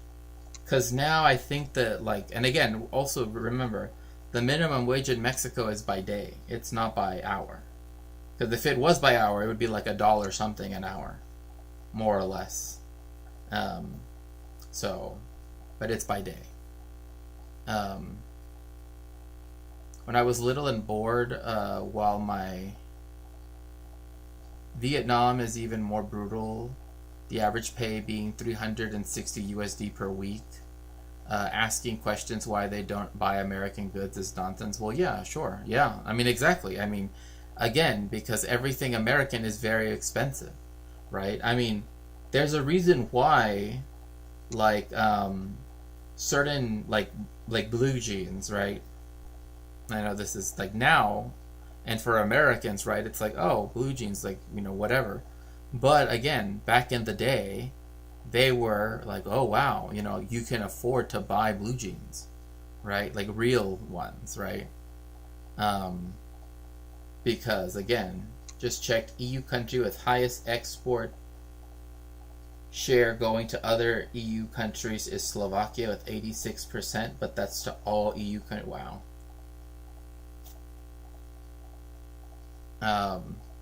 Because, yes, in Mexico, we do have a lower, like, we do have universal health care, right? But we also have cheap, health care in general, right? But also, there are so many other things that Mexico does, like the average house size isn't as big as in the United States, blah, blah, blah, blah, blah, blah, right? It was at, wait, what's this? When I was bored while my parents were shopping, I would read the labels to see where stuff came from. One time, only once, I read product of San Marino. I was so excited. Oh my gosh. It was at Home Depot, like store tiles from San Marino, marble tiles from San Marino, if I remember right. Makes sense. Makes sense. As of 2017. Yeah, well. But now,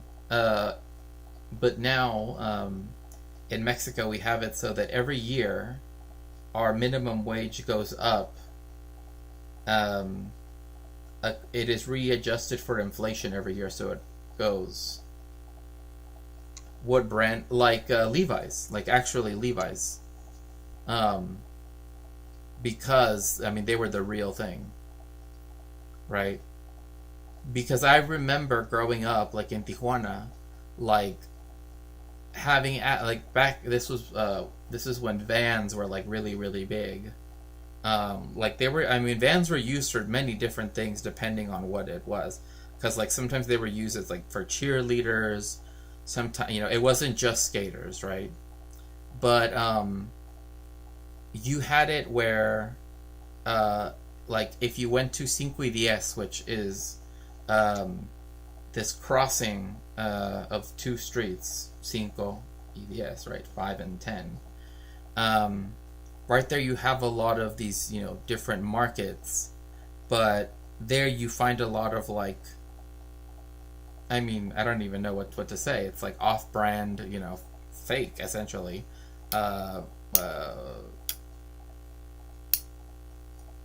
You know, like knockoff brands, essentially, right?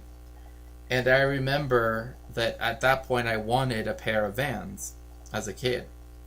And that my parents took me there and to see if they could find either a cheap, right, an economical, right, pair, or could get me but then I thought, oh, you know, maybe I could get you know, something else. But then I saw a pair and I just couldn't stop laughing. I kid you not, it said Veens. Veens, Veens. And I'm like, no, I'm not buying any Veens. So I didn't get any, but yeah. But there, like a lot of people buy, like, again, the knockoff brands, right? The stuff like that. There, and La Cinco y Diez. Because, you know, like you know, like those like pictures where it's like meme t-shirts, right? That are like you know, they're supposed to be in English or something, but like the people that made it might not speak English or whatever it might be. I mean, many different things, right? Where it ends up saying something like kind of incomprehensible, right? It's like this, like the chances of you finding one of those meme shirts or finding meme shirts there is like almost 100%. Like you will run into meme shirts there because there are so many that just say like instead of Pocky, it's like Popis, you know, it's just like, anyway. The MAGA Master Plan for a New Global Order. A plan that is supposed to help reindustrialize the US, while at the same time to keep the US dollar as the global reserve. I didn't have as much choice. I wear 16 in size. All I had as choice was basketball shoes, like Nike was very expensive. Now it's better. There's more affordable than my size. Yeah. I mean, similar to you.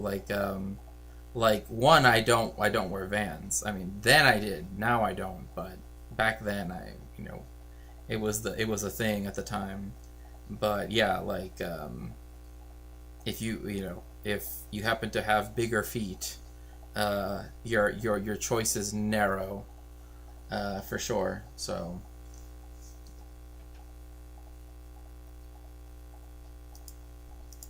Currency, because as Trump himself has said, and if you want to go to third world status, lose your reserve currency. We have to have that. We cannot lose it.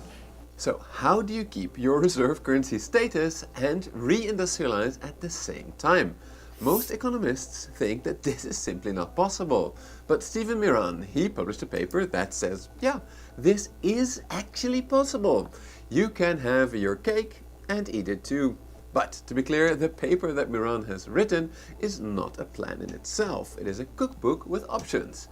At the time of recording, Besant also has not presented a full plan that includes his green, yellow and red country structure. So, for the 3-step MAGA master plan that I am about to present you, I had to dive deep into what both Miran and Besant have revealed so far. And no, sadly, I was not added to a US government signal group by accident. So for each step, I'll tell you exactly where I got. I would also say that, yeah, like in the Philippines also, most of the street food and stuff like that is much more healthy and much like stuff. And in Mexico too, like literally the most I mean, people of course will say like, oh, but what about, honestly, the thing I see most in most public places are people selling cocos, like coconuts, right? Or selling like literally just cups of like fresh fruit, right? Cut up and with some chile and limon. Like that's like, it's literally the most common thing. And if they sell drinks, it's like aguas de, like, which essentially means like, I don't want to say, I guess you can call them juices, but like agua de Jamaica, which is like hibiscus flower tea. You know, essentially, right? Stuff like that. So. My information from. Okay, here we go. Step 1, tariff chaos. This is the step that we are in now. In this step, the administration shows that it means business. It no longer cares about the stock market crashing. It no longer cares about the economy temporarily doing poorly. It just applies a lot of high tariffs to foes and friends alike to create negotiations. Wait, how come Mexico is yellow, but Canada is green? Mexico's supposed to be green too, bro. Like, I mean, I would say maybe he's probably, it's probably more accurate, but, yeah, like, it's, like, and also there's there are, yeah, there's a lot of different stuff, cause like there's this one place I go to where they make freshly squeezed orange juice in the morning. They also can do yeah, it's mostly freshly squeezed orange juice, and then at night they sell like this oatmeal drink. It's really, really good.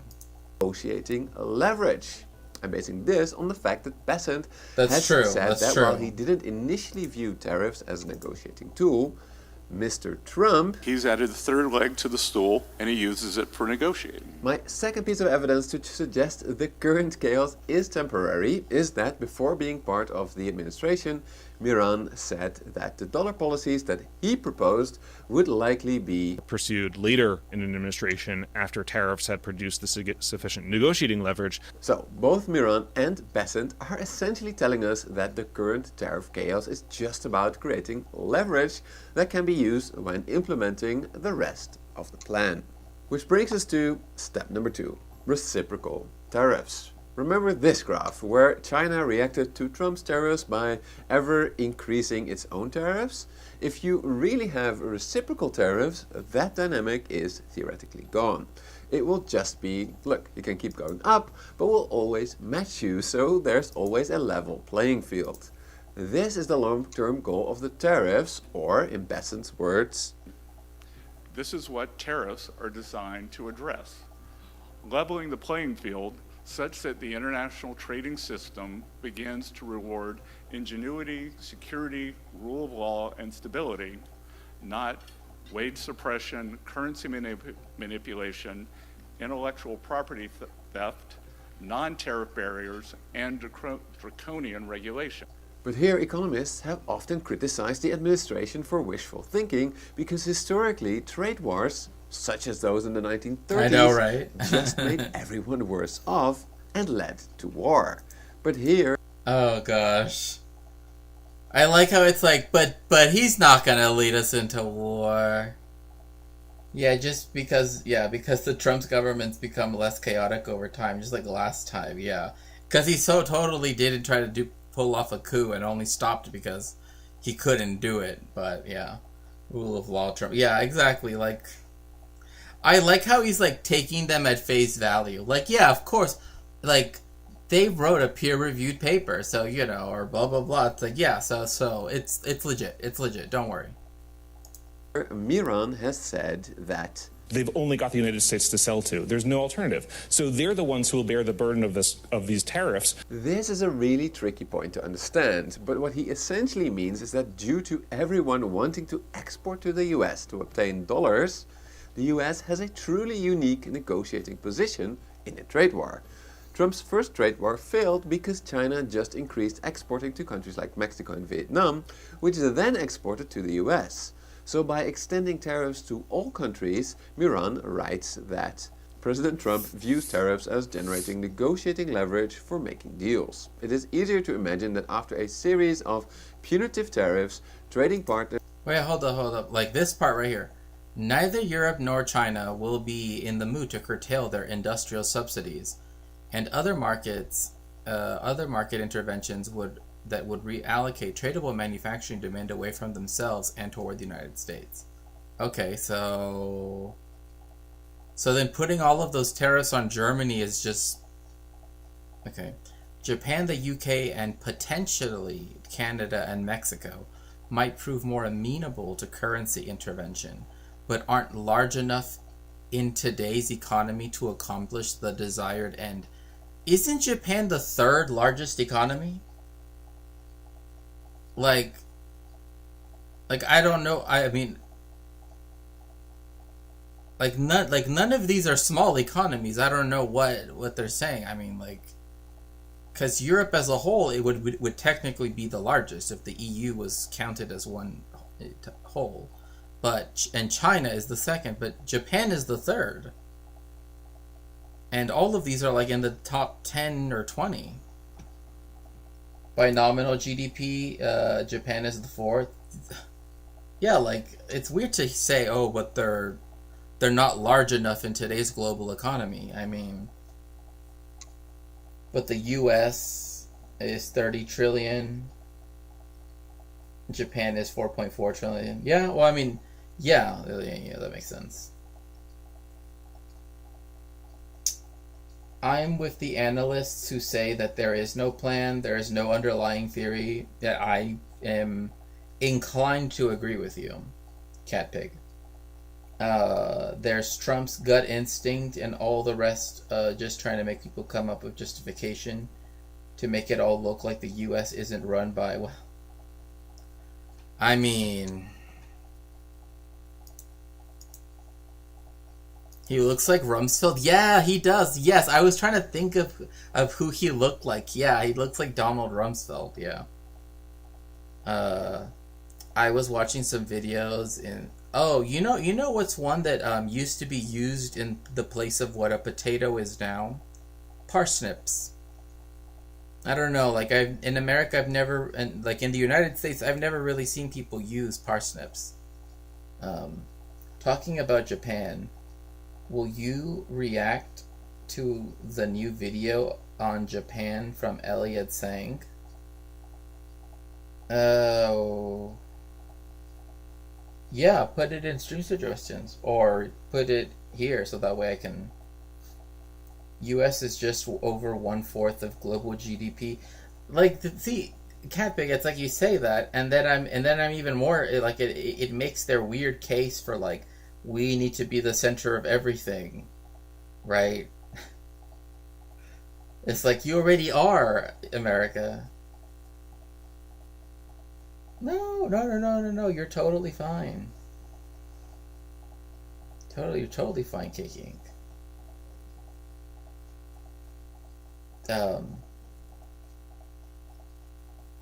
But yeah, if you want to drop the link in here or in Discord, that's fine. Yeah, no, of course. Like Europe and China become more receptive to some manner of currency accord in exchange for a reduction. Well, I mean, I've heard people that are someday, oh yeah, sure then. Yeah, I'd be fine. Yeah. I'll put that down for, I guess, next stream. Because I've never... Also, U.S. elite culture has serious megalomania. You know, it's weird because I remember reading how, like, Americans would talk about that the Soviets had megalomania, and I just don't see it at all. Like, I mean, I'm not saying that there wasn't something, you know, there, right? But I just, like, I don't know, like, I just don't see it, like on par with the United States. I just don't see it. Like, they seem to think they have a right to determine who develops how far. Oh, yeah, for sure. I mean, again, it's the belly of the beast, right? It's the belly of the beast. But there are people that do have medical training, psychiatric training, right? That have said that he has dementia, blah, blah, blah. I just, you know, it's just... yeah, like 80% of fruit and vegetables grown by farmers in 1900 not grown today, or not that high. I'd have to check. U.S. is number 1 for people in prison unless El Salvador is recently past this. You know, that prison, and those Venezuelans that were sent there, he sold them into slavery. Like, I just want people to understand this. Even Legal Eagle agrees with me. He sold, and this is where, you know, something that is very me is about to, because, you know, I actually, you know, care about things like international law, right? So I will actually bring out the actual thing here. So I'll actually switch over right now. Under international human rights law, right, there is the principle of non-refoulement, right? And I want people to remember this. This is important because this is customary law. That means it is something that developed historically. It's not something that, oh, in 1999 or 2015 they decided it was bad. It's something that historically, right, was seen as bad and was enshrined into international law. Okay? The principle of non-refoulement guarantees that no one should be returned to a country where they would face torture, cruel, inhuman, or degrading treatment or punishment, and irreparable harm. This principle applies to all migrants at all times, irrespective of migrant status. Right? And again, I'll get to why it's in a second. What is the principle of non-refoulement? Right? This is from the Office of the High Commissioner of the United Nations Office on Human Rights. Which again, this is something. Non-refoulement is also in the convention relating to, yeah, exactly, Cat Pig, known as the 1951 Refugee Convention or the Geneva Convention of 1951, right? Which the United States is a signatory to, right? And also by the United States being a member of the UN, also, you know, of course, I know what people are going to say, oh, you know, but again, it's one of those things where, you know, like, yeah.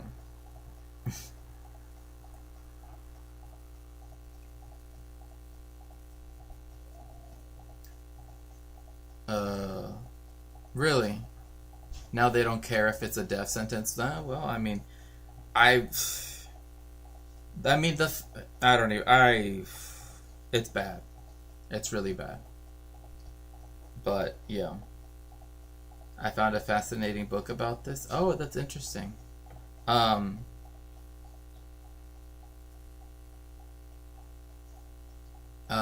If you want, you can put the title in the chat if you want.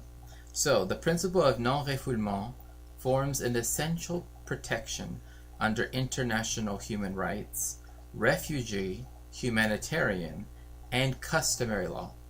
It's important that I stress customary because, again, that refers to the fact that it wasn't something that was chosen recently to be enshrined in law. It's something that came about even during times like in the 19th century, right? So it's important. It prohibits states from transferring or removing individuals from their jurisdiction or effective control when there are substantial grounds for believing that the person would be at risk of irreparable harm upon return, including persecution, torture, ill-treatment, and other serious human rights violations. Under international human rights law, the prohibition of refoulement is explicitly included in the Convention Against Torture and Other Cruel, Inhuman, or Degrading Treatment or Punishment, and the International Convention for the Protection of All Persons from Enforced Disappearance. Right? Hello, Cat Cat. It's good to see you. Yes, indeed. But it's good to see you. Yeah, he does love to just break shit. Now, it's important to put this as well. An enforced disappearance is a law, or rather is a crime that it isn't just a one and done thing, right? Every day, right, that someone is missing as a result of forceful disappearance adds on to the crime. So for every day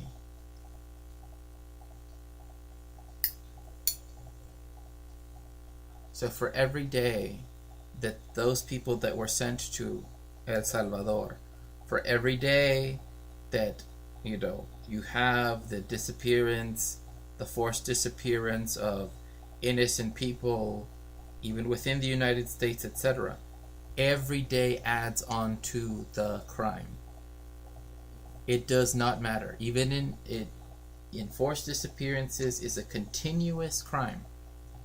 It is something that does not stop until that person is returned. Biden also should have faced trial in The Hague over his role in the many crimes of aggression cases the U.S. committed. It's interesting that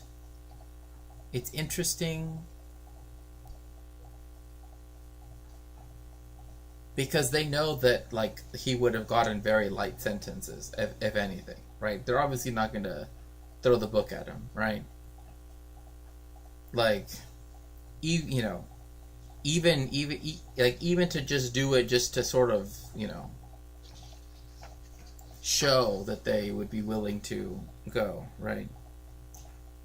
In regional instruments, the principle is explicitly found in the Inter-American Convention on the Prevention of Torture, the American Convention on Human Rights, and the Charter of Fundamental Rights of the European Union.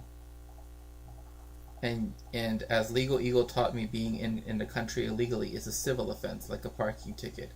And yet this is covered with night of story. Oh, thank you for that.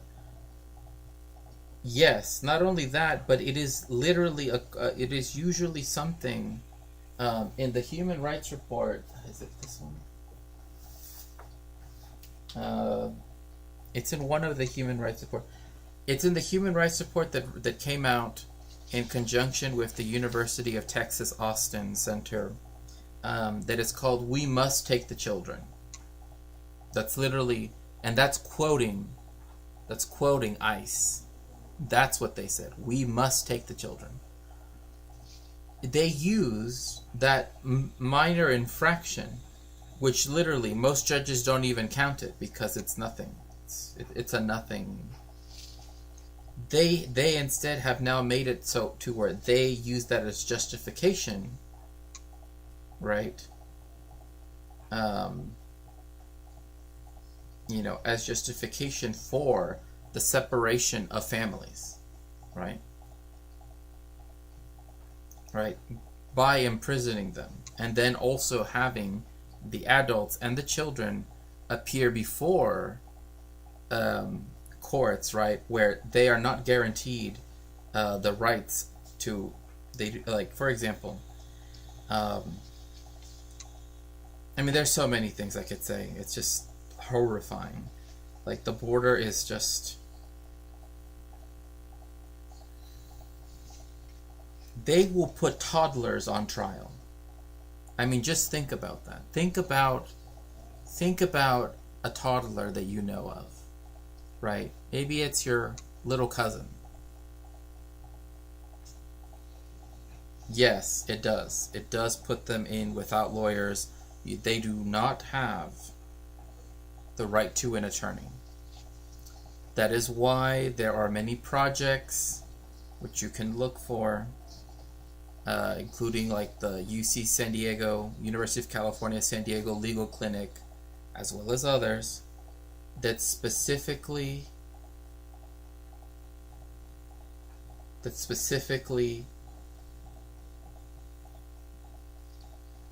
they do not have the right to an attorney.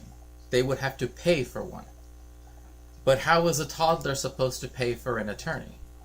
And that's the thing. Each person has to go before a judge. That's the way how they have it written. Yeah, that reminds me. In fact, there is a video.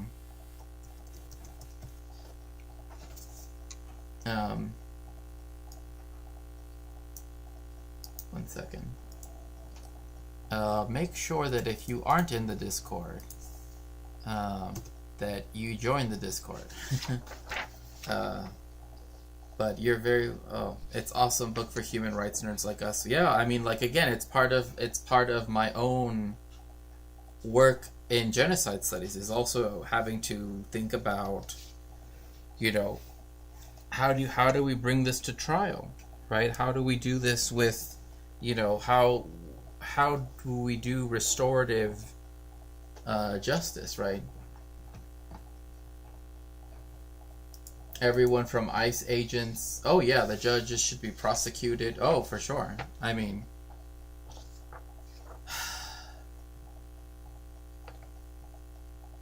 They aren't always given an attorney, right? It's...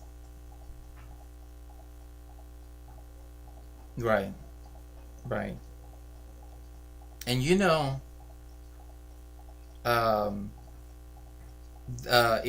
there's a Al Jazeera documentary that actually shows the Greek, I believe it's the Greek Navy. It's the Palestine. It's Antony's book, right? It's based off Antony's book. So, on a lighter note, I sent you a DM. If you haven't seen Bee and Puppy Cat, I would love to host a fun watch party. Oh, yes, awesome. Well, yeah, if you have Friday afternoon or Friday evening open, that's when we have our community night. I would be happy, more than happy to have you host it, for sure.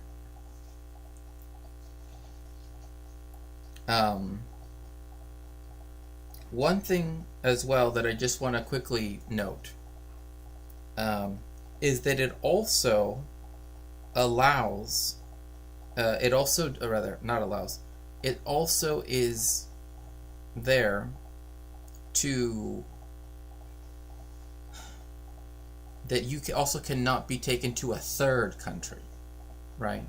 It's not just, you're returned to the country that you are from, right? Yeah, if you are free this coming Friday, I believe that's the 4th of April, that would be fine. If not, the 11th of April would be fine as well. Whenever you have the time. I love a good documentary. Well, yeah, like join the Discord, and yeah, usually sometimes when I'm taking a break from writing or editing, I usually put on a documentary or two. Awesome. Okay, yeah, then this Friday then. Thank you so much, Cat. I appreciate it. That is so kind of you. I really am so thankful.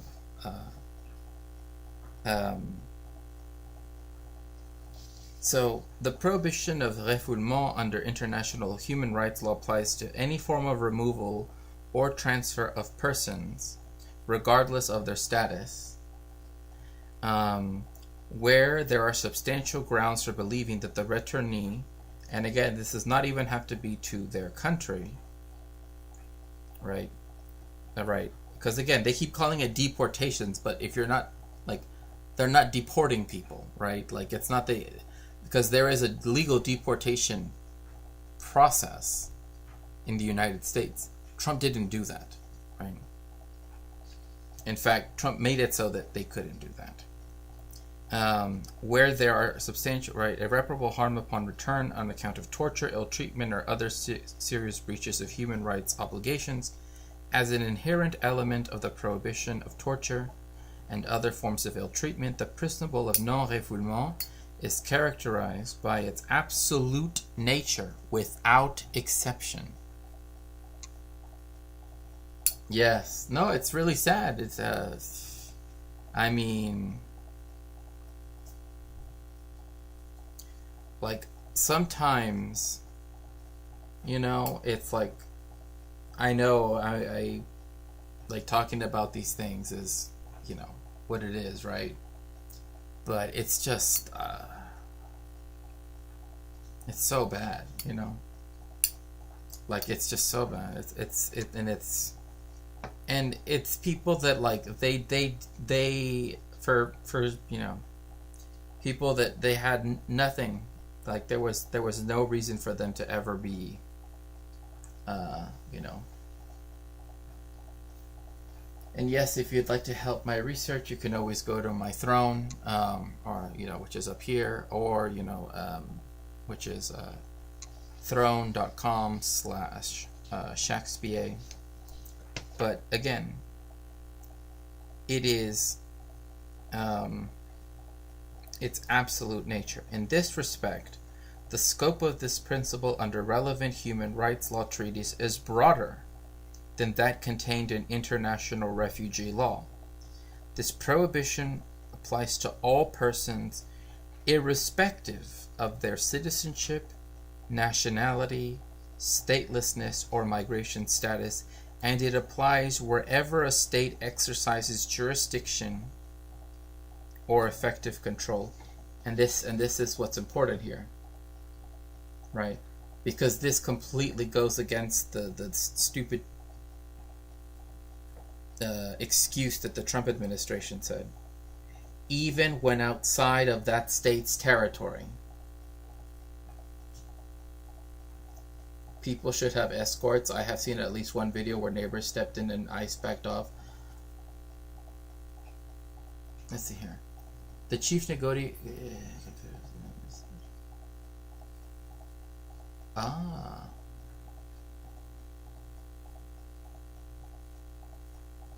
Thank you. I will definitely do so. And let me know if the Discord link works for you. So, the prohibition of refoulement has been interpreted by some courts and international human rights mechanisms to apply to things from flagrant denial of the right to a free trial, risk of violations to the rights to life, integrity, and or freedom of the person, serious forms of sexual or gender-based violence, the death penalty or death row, prolonged solitary confinement, among others. Some courts and some other international human rights mechanisms have further interpreted severe violations of economic, social, and cultural rights to also fall within the scope of the prohibition of non-refoulement, because they would represent a severe violation of the right to life and or freedom from torture or other cruel, inhuman, and degrading treatment and punishment. For example, degrading living conditions lack of medical treatment, or mental illness have been found to prevent return of persons.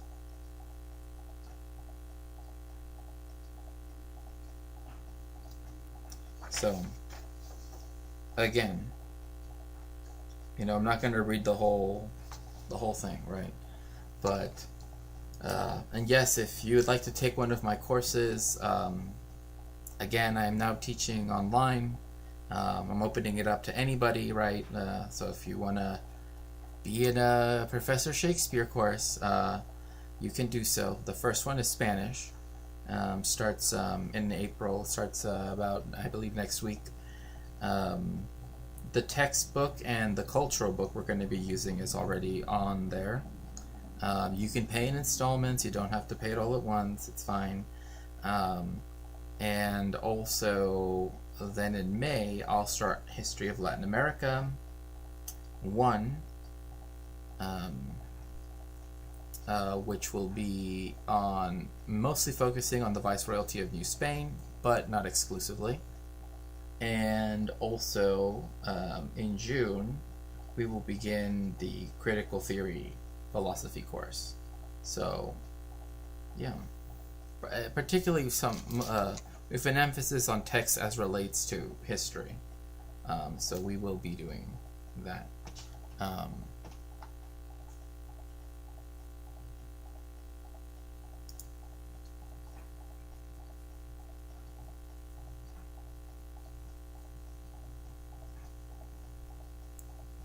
Okay.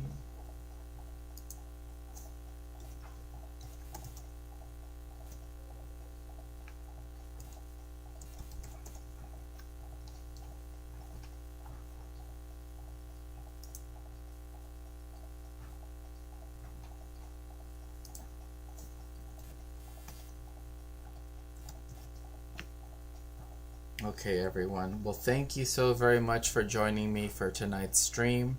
I was not expecting to stream for this long, quite honestly. We will be raiding out to Igloo. Make sure to tell Igloo hello for me. Make sure to get in the machine as we head on over. And thank you again for joining me. I will see you all next time.